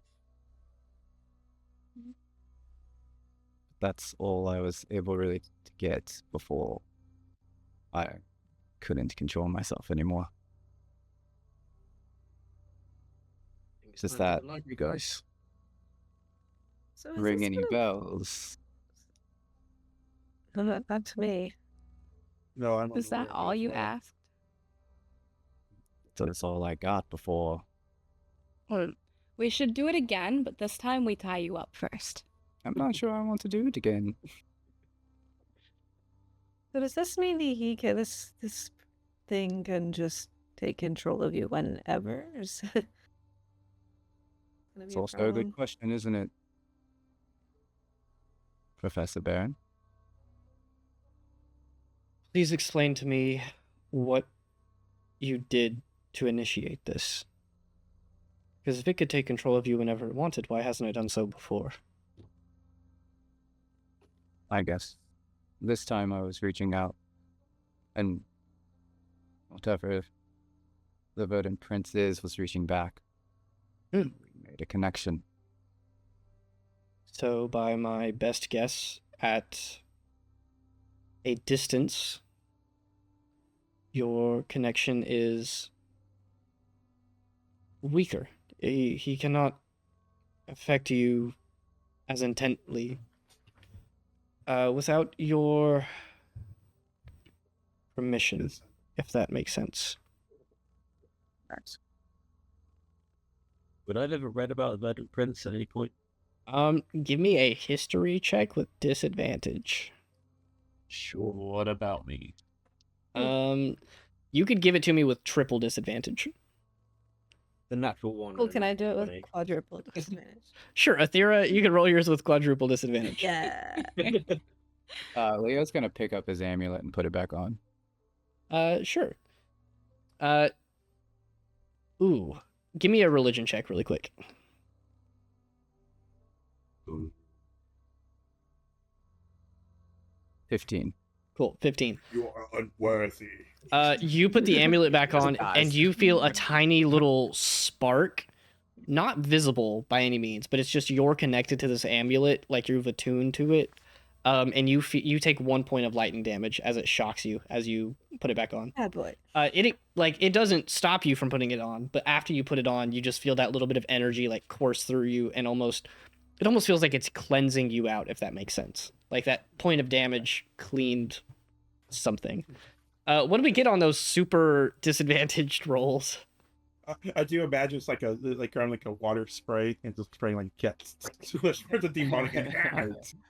I got a natural 1, natural 20. Yeah. Wow. No. Wow. I didn't roll the third one because I got 2 6s on the die for mine. So Oh, you could have got another 6. That's an automatic win. you know what? If you do. That's gonna be wild. If you got 666, I'll be very How scared. fitting. How very A 2 fitting. on the die. A 2 on the die. Oh, If you got a Did get 6, I was worse. almost tempted to like give it to you just because that's hilarious. Yeah, so roll 3 6s, you sum it up, and the being. Oh no, you're really sick. Athera, you got quadruple disadvantage. Yeah, I got it too. I figured. No, you guys are quite literally like at a loss with that. This name, the Verdant Prince, does not register with any of you. However, I will give some sort of extension here. Zach, we've been talking about paladin abilities a bit recently, and one that is kind of been taken away in the new handbook that we're kind of continuing is Divine Sense / Detect Good and Evil. If you would like to use that, I think what we established is you can use it once per day for free, just like the spell. But it kind of does the same thing that Divine Sense did. Sure, I'll go ahead and do that. Cool. So Divine Sense, or Detect Evil and Good, lets you detect almost any like otherworldly influences. You have primarily used it in your experience to detect if people were getting powers from a god, like if they were religious, like a cleric or some paladins, if they get it from a fiend, like a warlock, which you do detect that with Marcel, that kind of fiendish energy. And then obviously the religious with Leo. But Leo has another sort of sticker on him. In between all of these bits and pieces of his religious aura that you're detecting, there are those sickly green briars inside, in which you don't necessarily have a name for it, but the over-the-table term would be that is the Fae that you're detecting. So you probably haven't studied much of the Fae, just because it's not widely known in this world at all. Again, with the planes being, for all you need to know, non-existent. But you do know that it is something else, and your magic picks up on that, and it's not fiendish, it's not divine, it's a weird third thing. I think the way I would go about explaining is like it's not Corteus's type of power, and it's not whatever Marcel's source of power is. It's like that's the only way I could do it is like looking at Beren. It's a third option. So we still know nothing. Well, You know what it's not. we know what it's not, and that helps. Well, if there's anything else you guys wish to glean from this, I will gladly be of assistance, but I think we are beating around the bush. You are tasked with making a decision. I will not make it for you. It seems like you have a couple options. You could kill to launch and use Elissarin's ring to summon and defeat the creature. You could use the ring to free to launch from her pact to summon the creature and then defeat it yourself. You could use the ring to free Leo from his pact and free to launch, but then we leave this creature outside. Or you sacrifice 3 people and, as Athera suggested, bring them back and use the ring to help defeat the creature and free to launch as well. So, what is the group consensus? Could we use the? Can we Is there any way sum- to? Can we summon the creature with the ring and deceive it into thinking that we've done what it wants, so that it releases to launch, and then use the second wish to take care of it? That depends only if the creature's not listening to Leo. Leo, shut your ears. I earmuff.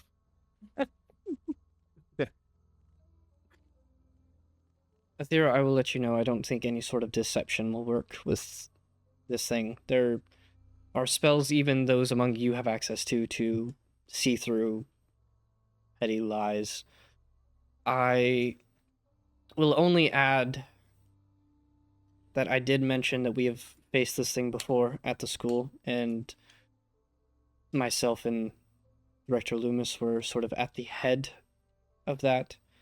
It's not impossible to fight it, and I could even give you guys resources to help make sure that we can keep it contained to ourselves and we don't have to put any others at risk. But it's ultimately up to you whether you are up to that challenge or not. I'm sure you would have done it already, but is there any way to re-imbue the sapphire with another wish spell? If there were, I would gladly do it.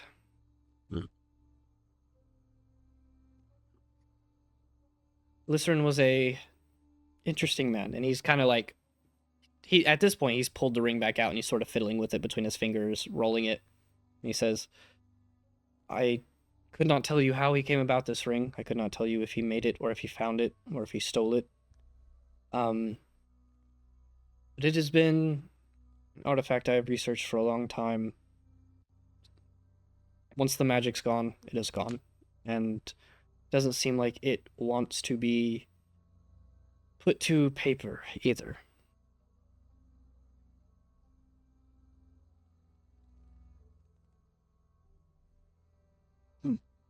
So what was the ghost called again?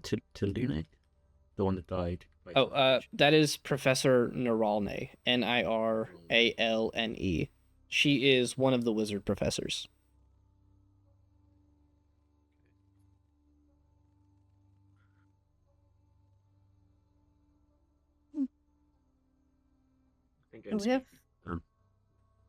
We have 30 days. We could, sorry, your arm is still broken. We could go back. I rest. don't plan on fighting a god with a broken arm. Again, Creature. Get your facts right. Regardless if it's a god or a creature, it's not something I want to fight with a broken arm.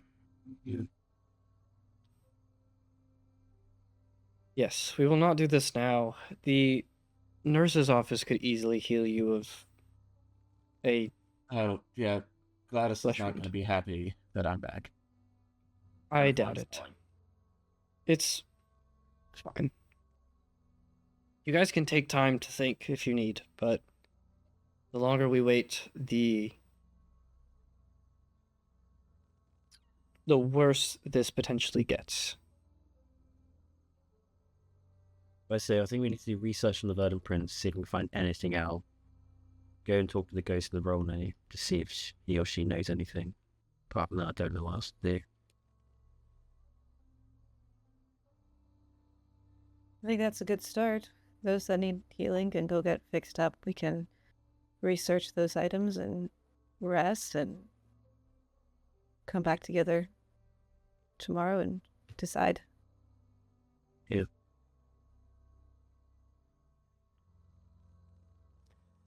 I like that idea. I will await news until tomorrow. I will be in my office in person. I know that we will have classes, but I will send my copy to handle those. So, seems like you guys have some tasks ahead of you. Rest up, go get healed, and return to me tomorrow after you've solidified your ground beneath your feet, and we will make a decision then. Say we do defeat that thing, do we get any sort of credit from the school for completing that mission? I can give Lucien credit for wizard classes as the head of the department, but Got it. the rest of you, is who I'm going to talk to. Director Loomis does technically have control of the credits of the schools. Yes. Yeah, we've already got Ace on the midterms, I think. Oh, congratulations. Well, I suppose I will see you guys tomorrow. I suppose so. Celia, would you guide them out? A couple of them need to head to the nurse's office and go do their things. Celia kind of gives them a nod, finishes up her tea and sets it down, stands up, and she says, "All right, guys, I can help talk to Neralne tomorrow. I highly doubt she's here today. And in the meantime, if you guys want to go to the library, we can start scouring for the verdant prints. Yep. See if anything pops up. Cool. Gwen stands up and sort of like, wipes the dust off of her legs, and she says, "Right, well, I'm gonna go talk to Professor Ranth." Hearing her name pop up in that story kind of makes me want to see if there's any other pieces, so I'll talk to you guys tomorrow. And Gwen is ready to go. I'm ready. All right, unless anybody has anything else, Celia takes you guys to Beren's teleporter again. You teleport back to Earl Loomis, and you guys are free to disperse and spend the next day kind of almost in like downtime, researching or investigating, talking to Neralne. I know Rosaris needs to go to the nurse desperately. Yeah. So it's kind of up to you guys. Rosaris need boo kisses. Got it. I'm not using that shield for Marcel anymore. That's all right. All right, Rosaris, if you go alone, that's fine. If anybody tags along, just let me know. You head to the nurse's station where Nurse Gladys is still there. She is filling out some paperwork at the desk right now. She sees you walk in and she just... What now? Oh, your arm. It is terrible. Yeah, can you fix it? Oh, I need to sign in real quick, and I go to just ignore her and just start to sign in again. I just draw a line from my name, like draw an arrow. Your name is on there like 6 times because people don't have to use the nurse's stations very often. She hops down from her little stool, heads back, and grabs a nurse, and then comes back up to the front, and she says, "Yes, him right there. Yes, it's Rosaris. I know." She points the nurse at your way, and it's like one of the like second-year cleric students. It's this guy with like long red hair pulled back in a half bun, and he says, "Rosaris, how many times are you going to come in injured?"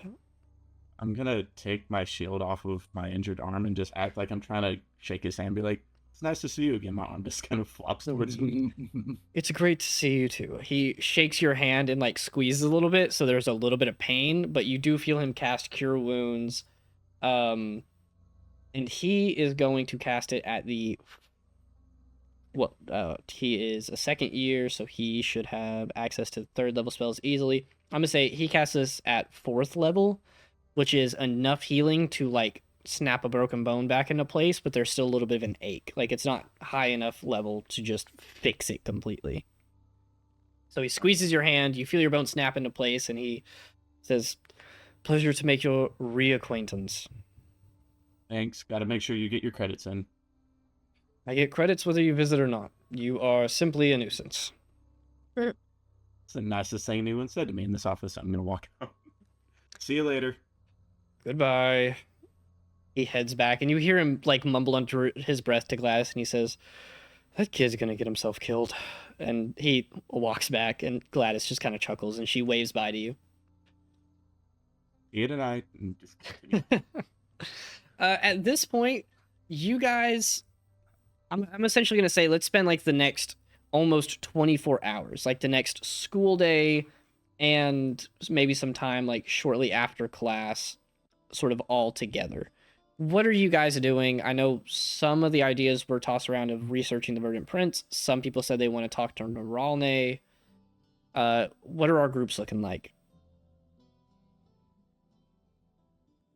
Verdant Prince team. Yeah, Verdant Prince. Feel like I'll be Verdant Prince as well. Cool. So we got you 3. Gwen is talking to Ranth, and then Ava, Athera, Marcel. Do you guys want to go find this wizard professor? Lucien, do you want to go find your own professor? Yeah, why isn't Lucien doing this? I feel like we're better researching. Well, Trust me. I will research this insanely powerful being. It's a hobby of mine. You have. I will say, magic. you have You gotta get a book. had Neralne before. She is quite literally like one of the intro wizard professors. She teaches you like your first class, like the schools of arcane magic. So you know her. This is definitely not Okay. a like a professor you've never heard of. She's not an adjunct. Actually, I'm gonna check and see if you have her right now. You're in Conjuration, which is with Beren. Theory of Graviturgy, which is with Beren. You're in Learning Spells, which is with Professor Aldwin, so not her. Okay, yeah, you don't have her this semester. You had her last semester. I just wanted to check. So, with that being said, Lucien, you're going to find Neralne. Rosaris and Leo, you guys are investigating the Verdant Prince. Do you guys want to split it evenly into threes, or do we have 4 people going with one? I'll go with Leo and Rosaris. Sick. With that being said, let's handle that first, just because I feel like this one's more chance based. Rosaris, Leo, and Aethera, you guys head to the library tomorrow in between your classes. If you're still going, I'll let you tell me. What? Yeah, tomorrow is a school day. Y'all tell me, are you going to class or are you skipping and dedicating the whole day to this? Marcel will do class, and then he'll be writing some stuff. I think most of my classes are just ability based, so I feel like fighting a demigod is good enough for ability training. So I think I'll skip. Yeah. Marcel, I will say that if you go to classes, it's going to be really awkward having 2 classes with Talanch. She's like kind of eyeing you the whole time. That's why I'm watching. Does not care. You are I'm trying to watching. make sure. Yeah, I'm trying to make sure. Let's not go crazy here. Yeah. Mhm. For sure. We're still- Let's just take a quick like yes or no for classes. Lucien, Yes. Ava, Well, You- I was gonna skip, but now they're not, so it would be Hey, pointless. listen, you just got enrolled in these classes. If you start I skipping, know. Leo, On the midterm, Yeah, I'm not going to class. I have like a war going on inside me. guys. all right, Rosari said no. Marcel said yes. Aethera, Yes. cool. If that is the case, Rosaris and Leo, you guys skip. Both of you give me an investigation check.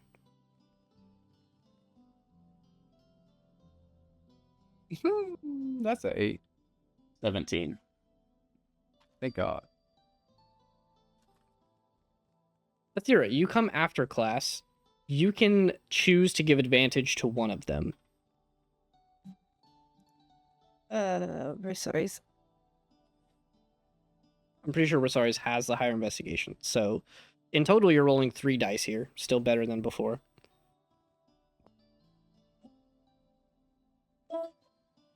Nat 20, 23. Let's go. There it is. Okay. I'll wait. Continue talking, Shorty, because I really want to know this information. All right. On a nat 20, ooh, I kind of want to leave it on a cliffhanger. You guys are scouring the library. Rosaris and Leo, you're looking for everything. You're trying to find any sort of magical descriptions that fit that vibe that you were going to before. Aethera gets there, and you guys are sort of like stumped for a minute until eventually, Aethera, I'm going to say that you say something as you're just like going back over everything in your head, saying it out loud, trying to like think through this. You guys have a stack of books on the table.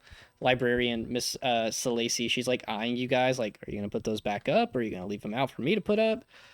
You're running through all this information. You're like, this is so weird. We have a teacher with a pact with a literal archdevil and this extra dimensional being or whatever it is.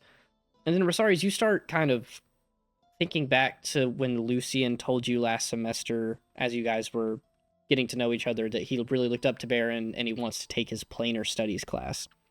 You start going to like the textbook sections and you make some cross references here with the books you guys have been scouring all day. Beren's planar studies class talk about a couple of different things. This material world, the ones that we know a lot about, which are the like ethereal realm, which is like when you cast blink with magic or where you put extra dimensional stuff with spells. There's the astral realm, which is like astral projecting and stuff, which is more spiritual.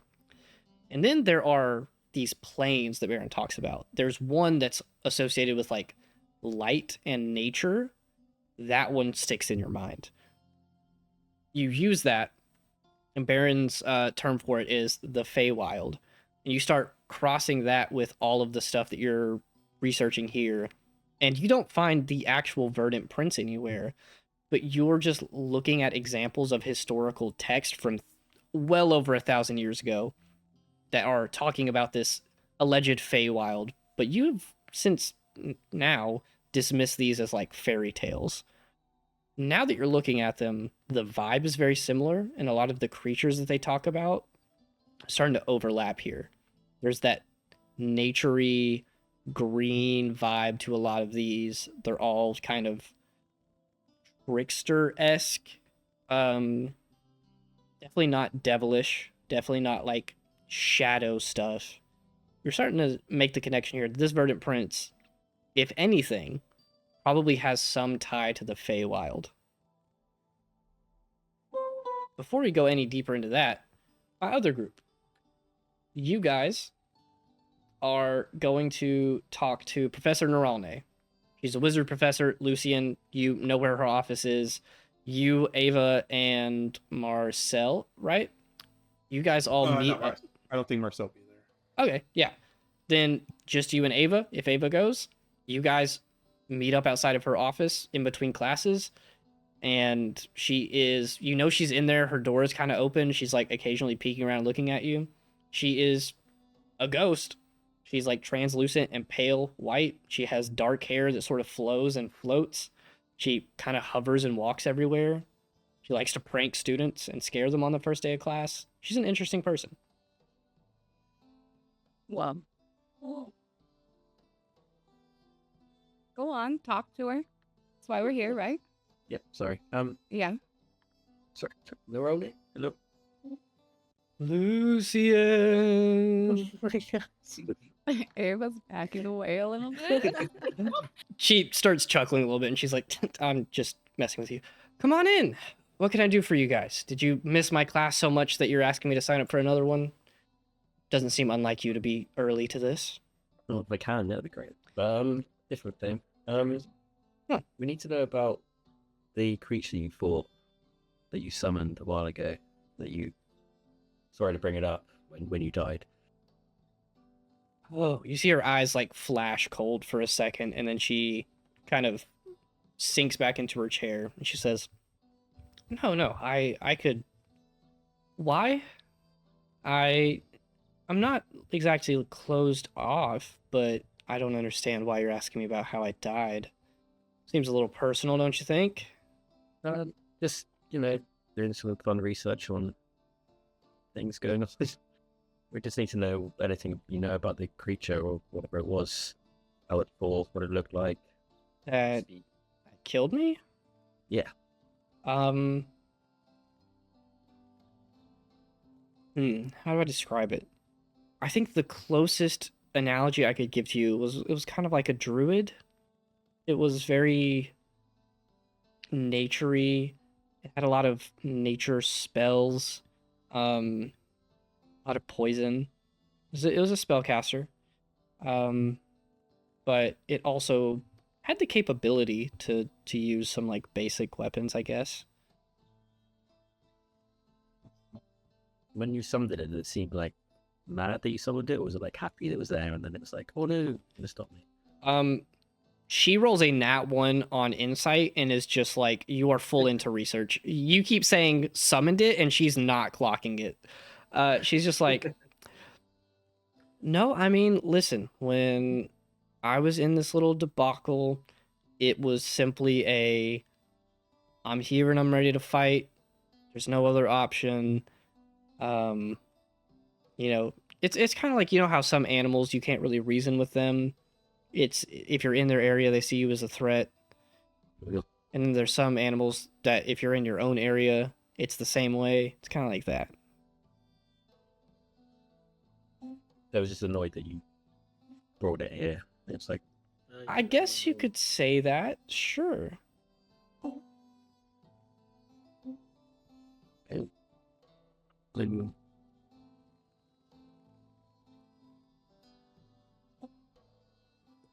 Avi, any questions? Did you already talk about any weaknesses? No. I wouldn't know Do you anything know about of any? weaknesses. Well, sorry. I mean, listen, you're kind of asking broad questions here about how I died, and if you're researching death, I would be glad to talk about it, but I don't really know what to bring up. You're gonna have to give me more pointed questions. Like, I'm gonna need a little bit more information before I just, ramble on about this. How did you kill it? You just beat it. I didn't. I don't know. I was You dead. died. So, Yeah. well, how did they tell you that Hey, they killed it? Hey, buddy, Yeah. Lucien, I died. Have you noticed? No, I mean, Did they not tell you how they defeated it? Like, it was I'm sure they did. well, the weird thing is, Director Loomis wanted us to be real hush hush about it afterwards. It's school. I don't know if it's school policy or not. Director Loomis just makes the rules, but it's a matter of, sometimes secrets like that are good to keep. I can't give you all the details unless I have a good reason to. And ultimately, Loomis is the one who sadly kind of makes that call. I mean, Director Loomis is all about breaking the rules. Have you ever broke one of his rules, though? I've not tried yet. You try that. Get back to me. Let me know how that goes whenever your mouth is on your forehead. So you're saying we have to talk to Loomis about this thing? Yeah, you could. I mean, Loomis knows the same things I do, so you could either go talk to him and get it cleared and he'll tell me and I can tell you everything, or you could just talk to him.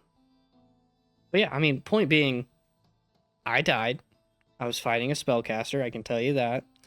It was kind of gross, wasn't a fan. And now I'm here. Still at the school. Till death do us part, right? Is that the contract for being hired by this school? I don't think so, but I think it's very funny that I no longer have a retirement plan. Yeah. So you get a job over Lewis. No, they really got you on that. Yeah. Yeah, I know.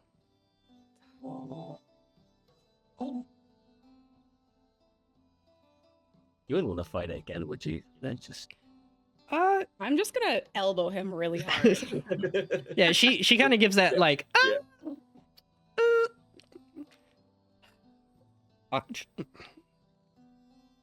Look at me. Anyway, yeah. If you talk to Loomis and get it cleared, I can give you some more information, or you can just ask him because he also knows the things. Thank you for your help. Bye. Of course. Y'all have a good day. Lucien, hopefully I'll see you register for my classes, right? Yes. Yeah. Alright, and you guys head out of her office. For my other group, Rosaris, Anathera, and Leo, you're in the library. Rosaris, you've made this connection. You're like, okay, the Verdant Prince, we can't find any actual details on it. The closest we can get is it seems to match the description of these old fairy tale style texts talking about the Feywild. It was a different plane of reality, which you look at Beren studies, which essentially say the planes may or may not have existed at one point, but as of right now, any spells that have ever referenced the planes don't seem to really work.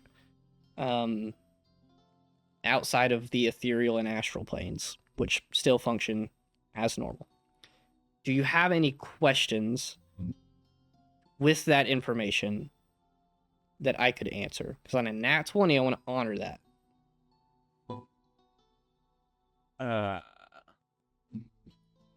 I guess. Are there any texts of like fairy tale what I would consider fairy tale about them? And if so, what is the goal of most of the Fae in this realm? Sure.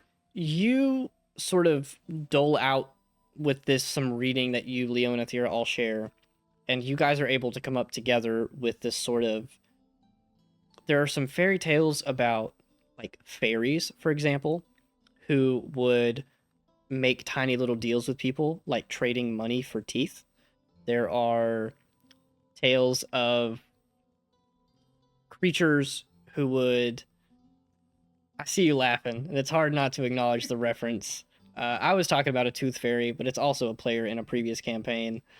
There are also some who would play. It's almost like wordplay magic, where they would ask you for your name, and if you said your name, you lost it, and everyone who ever knew your name forgot it, and they would have your name. And there are some really random rules that these things seem to follow, like never accept a gift from someone you don't know. Never give someone your name, or full name, at least. Just random stuff like that.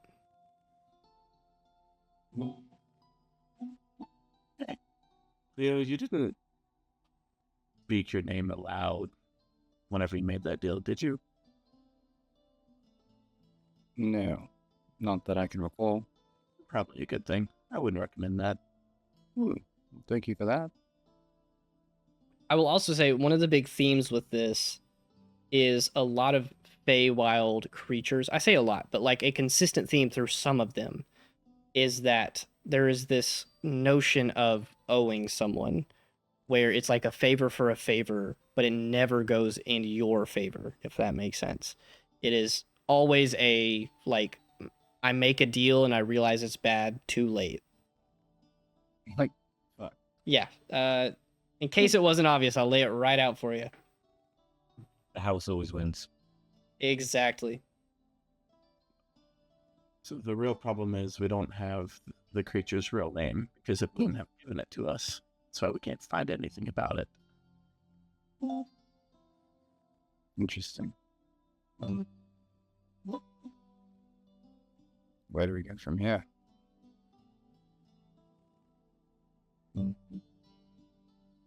I don't even know. Athera, do you have any ideas? Not really. It's starting to sound more and more like it's gonna be easier to just hit things. Which things? We're talking about the ardent, whatever prince, whatever the name was, or we're talking about the launch, or both. I mean, to launch, it can go. I mean, if her threat is much smaller, I think, than this thing. If we don't deal with this entity, it still has connections into our world through the pacts that it's making. If we do summon it, then it's here and it's a danger. So, Yeah, probably. my problem is the school seems intent on letting us handle things. I don't know if we can handle whatever this is. Yeah, I'm not really sure why Beren was like, you deal with this, when he's this crazy smart wizard. Yeah. I guess the other side of things is, Leo, are you going to be able to forgive to launch? You did kill Lasilda. Is Lasilda going to be able to forgive to launch? I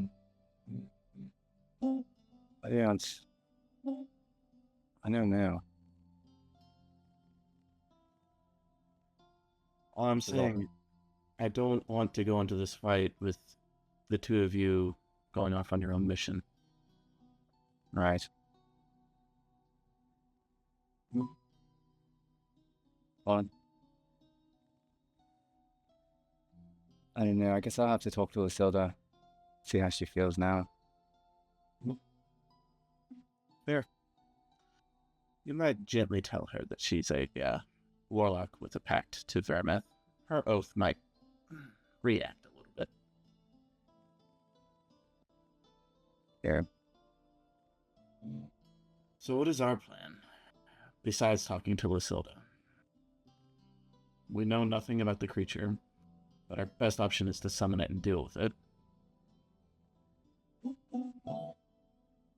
I mean, maybe we prepare as best we can, summon the thing, and see if we can get any answers from it before we try and not die. Don't think we're gonna get any hopeful answers from whatever this creature is.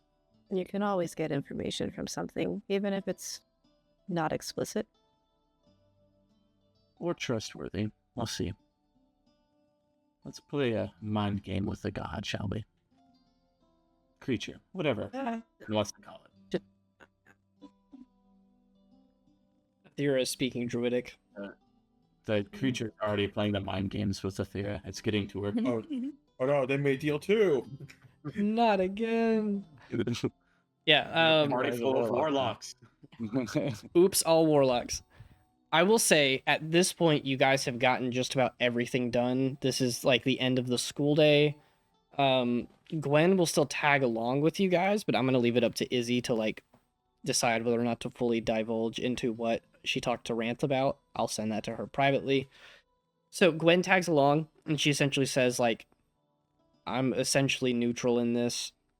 Whatever you guys decide with, I'll support you. I'd rather not kill to launch or anybody, but whatever's got to be done has to be done. With that being said, we'll say that you guys reconvene after the school day. Celia comes and finds you guys, and she sort of walks up kind of quietly, and she says, whenever you guys are ready, I can take you back to Beren's. He's ready to talk to you guys. He kind of needs a decision today if he is to help and offer those resources like he said.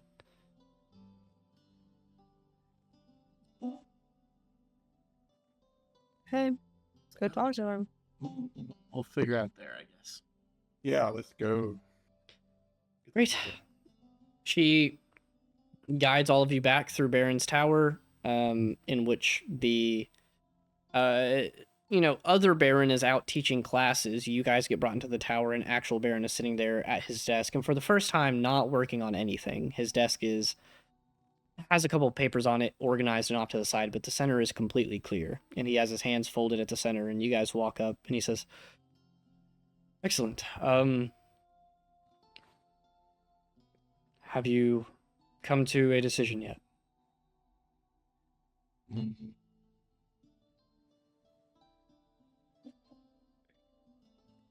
All we found was that it's most likely a Fae.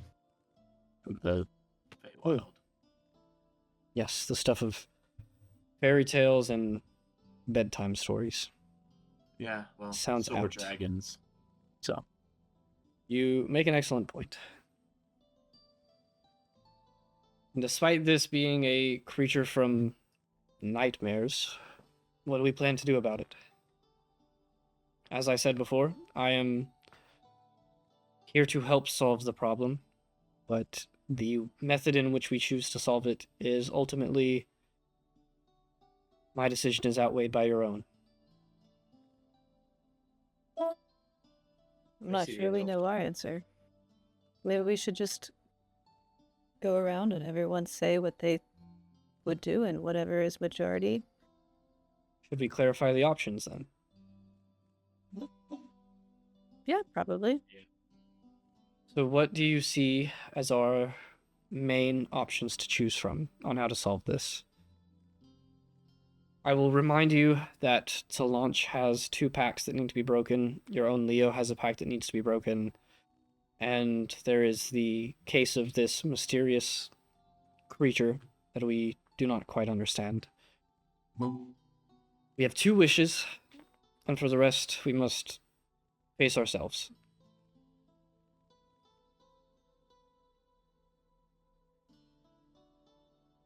Well, the first option is always we could do nothing and let Tilange do what she's gonna do.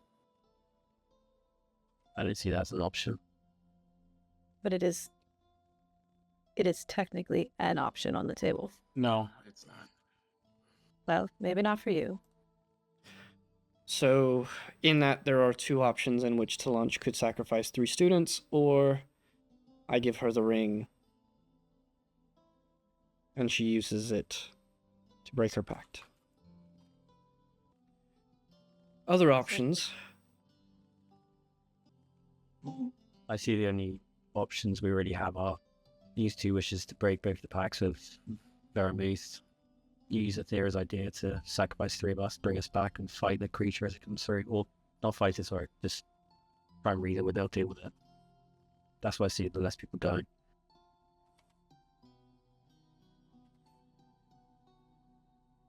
I don't think there's going to be a way around fighting it, considering the last time it was brought here, it went ahead and killed a professor. The professor said it seemed more like a creature that was annoyed it got brought here, so Well, you could refer to it as a creature. It is sentient and intelligent, just like all of us. It looks similar to us. It casts magic just like some of us, and he kind of looks at Aethera. He says, and killing a professor was not all that it did. Some other lives were also lost. It's terrible, but doesn't change the fact that we have to deal with it.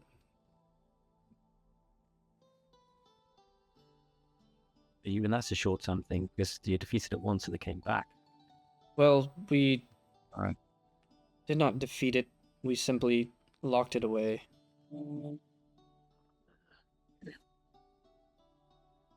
You think we could defeat it? I was actually going to bring up this same idea. Celia has been kind enough to allow herself to be an experiment for a potion that I have been attempting to craft for a situation very similar to this. It's quite expensive.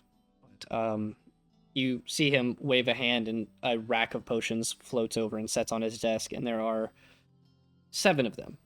The spot for the 8th, Celia kind of looks at and then looks down at the ground, and he says, I allowed Celia to take one of these, in which case her abilities and health were massively bolstered. However, the long-term effects have yet to be fully studied, and it requires a large amount of magic on my end. So, in order to prep these, and he sort of picks them up and just pours one out, and you guys watch it dissolve as it is For the just... homies, pour that one down for the homies. He pours it out for the homies. He shows you that it is just an illusion for now, and he says, I could prep these, but it would take the full 2 days that we need to do so. But these would help you guys stand a chance if we chose to fight this thing. When we fought it before, it was 3 professors and a few students, and this would help to even the odds, similar to last time.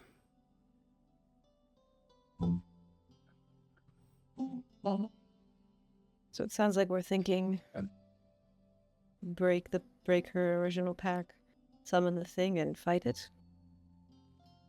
That is an option. But you guys said you would like to sort of speak your mind and vote. I'm fine with that. I will vote last if you would like me to. I'd like to hear your opinions first.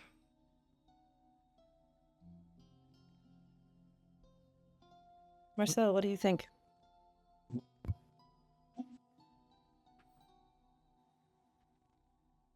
I want to fight it. No. Best we defeat it. And we'll destroy it. We can't. He already has one chance to repent for what it's done and decided not to. By my rules, I want it gone. I need it to be gone. There's many people who to protect the many other people out there. Okay. Even at a sacrifice of my own life, I'll do it. Marcel, take a point of inspiration, and if you want to pick who has to vote next, feel free to call them out. He will pick Ava.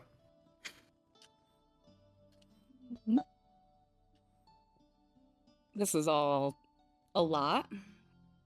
And I like just got here. You guys have some shit going on. But I think the best option is to fight.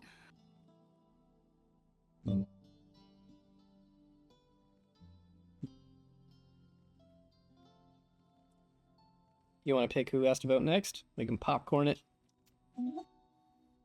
We'll go with Lucien's next.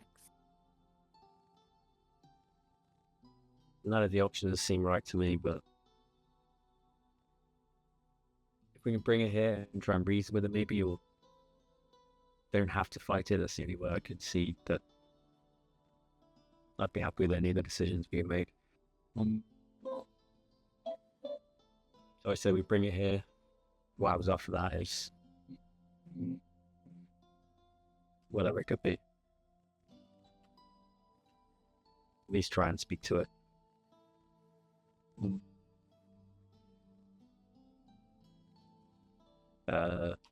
I'll go with Zari's.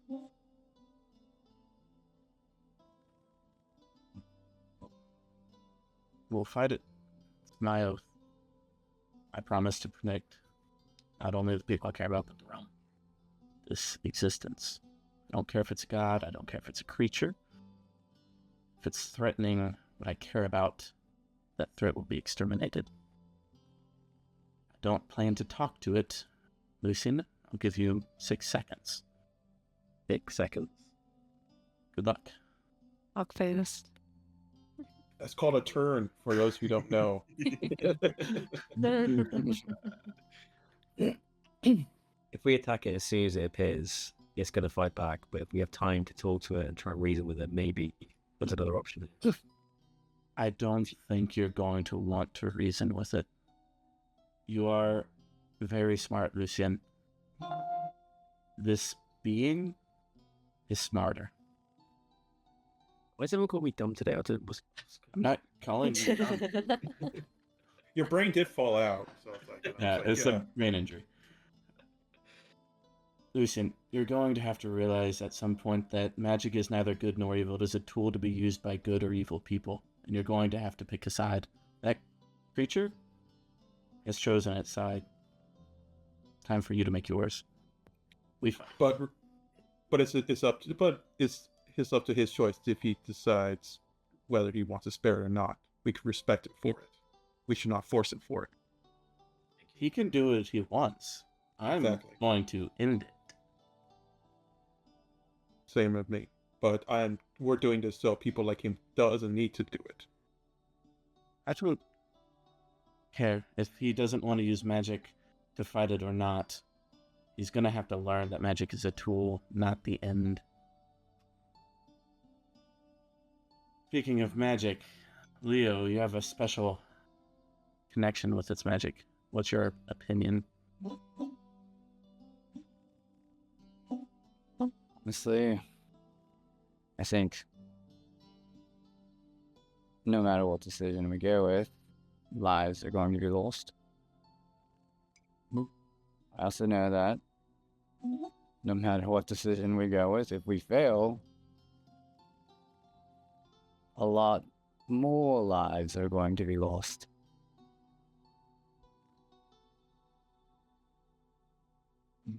Honestly, it just feels like a lose all the way around.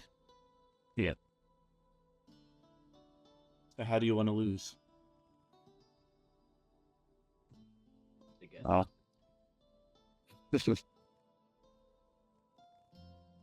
I don't know. I think right now I'm tired of standing in the background. And I think I'm ready to fight it. Leo, if you haven't already attuned to that amulet, it has some magical effects that you only get when you attune to it.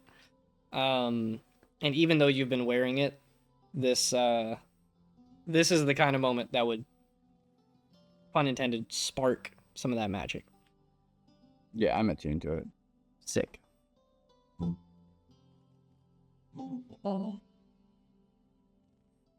Miss Alright. Gwen.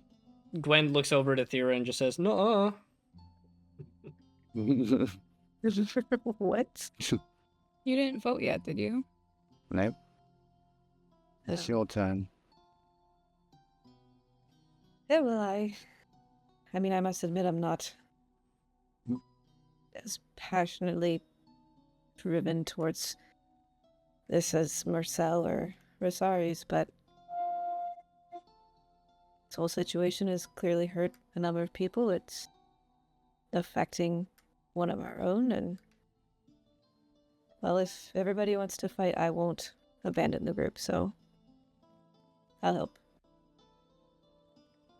You say that, and then Gwen sort of looks at you guys and just says, "Yeah, I guess if you guys are fighting it, we'll fight it too." And then you guys see Zim sort of stand up on his hind legs and do the.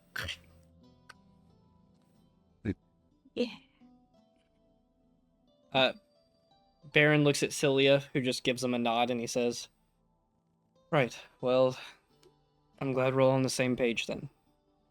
I see no reason putting other people into the potential for harm when we can deal with this ourselves. In 2 days, we will make the preparations. I'll have the potions ready. I will contact Talanch and let her know of our conversation, let her know of the plan, make sure she's okay with it. I would advise in the time between that you guys also talk to her. Essentially talk to any of your friends or loved ones, just in case. So I feel like you know what you're walking into." Does anyone here have protection from poison that we can cast? Because no one always said he used a lot of poison spells, so just in case, it'd be better if we have protection against poison. Beren sort of smiles at Lucien and he says, "I should have known you would start planning immediately. You have 2 days. You have plenty of time to plan. You don't need to do it now. Let me know if you guys need anything in the meantime. And I wish you all the best of luck." Yeah, there is something I do need to know. What? I need you to, like, maybe take a steal of us and then make that into a statue after we kick its ass. I'll do that. I will. If you want to pose right now, I can make a little illusory copy of it and then have an artist replicate it. Yeah, Marcel grabs his sword and frickin' points up as he stares up. You guys joining in? Yeah. I just stand there. Looking disappointed. Perfect. I'll just walk next to Marcel, just hand on the hilt of my sword, shield up. I do not look like I'm coming over. Not. Nope. Gwen slaps you on the shoulder. She's like, "Ah, come on, this is fun." She walks over next to Marcel. She stands there looking all proud, and then you have Zim just on her shoulder, who's also doing the same thing, like the Superman pose. You look great. You look, yeah. You're good. Yeah, I'm gonna walk over and stand next to Rosaris. Just straight up shield in front of me. Ava, you're a part of this too. Athera, come on now. Why? It's just not really my thing. You don't like pictures being taken of yourself? Come on. It's awkward. It feels fake. We didn't even do anything yet. This Yes, is for well, when we we're do all something. doing it. So, it's awkward altogether. Just like this group is. Exactly. You could turn into that pretty kitty that you always are turning into now. It's really cool. Well, and I'll wild shape into that thing, and I'll just like sit at the side, so I'm just kind of like sitting there in the cat form. And then Ava will walk over and she'll kind of put a hand on her hip and then take her dagger out, just like ready to strike. Absolutely. You guys watch as Beren sort of takes a hand and scans it over you guys, and some illusory magic sort of traces in the air. Then he sets his hand on a piece of paper, and just for now, just like an outline, not even very artistically rendered, not colored in, just the outline is stuck on the page, almost like a very quick ink sketch. Still looks nice. It's very accurate. And he says, I think it looks pretty excellent. I will see if one of our local artists wouldn't mind getting this handmade. I shall even commission them. I shall commission them. He also sort of looks over at you guys and he says, you look ridiculous. Exactly. I'm a fan. And he even like furrows his eyebrows a little bit and he's like, Athera, are your horns coming in? Like, flick my tail, and then just I'll wild shape back and be like, horns?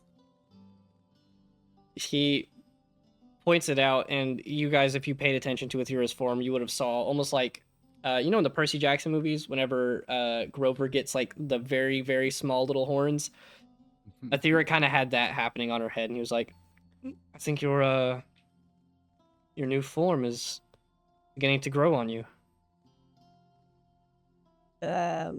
Just kind of the look on my face kind of goes a little bit awkward and like concerned a little bit. I'm like, oh, I didn't realize it would do that. Okay. Well, go out, enjoy yourself. You have 2 days. Again, myself and Celia are resources for you. But, I wouldn't blame you if you just took the time to relax and be ready. Can you make a note of that to our professors? I will excuse you from classes, yes. You can still go. Yeah. With that, he waves you guys out, and you exit Beren Tower and disperse across campus. And that is where we're going to end the session tonight. We will pick back up next week. Izzy will be back. You guys will choose how you want to spend these last couple days before this big climactic story beat. And in the meantime, orgy. well, I don't think that's allowed. Oh. Well, Loomis is in charge, so who knows? I don't think it's against the rules. No, but I will say, in the meantime, off camera, you guys can do any sort of prep and planning for this combat that you want. You have a decent amount of information at your disposal, so you guys can sort of chat and come up with a strategy. You know that it is druid adjacent. It has a lot of poison, maybe some acid stuff. And then the other thing that Rosari's you would have gotten from the whole like Feywild connection is definitely some like charm abilities. Like if there's any condition aligned to this thing, Feywild creatures are known to charm. So with that being said, that's where we'll wrap up. We'll pick up next week and see how this stuff starts to pan out. So, thanks for watching.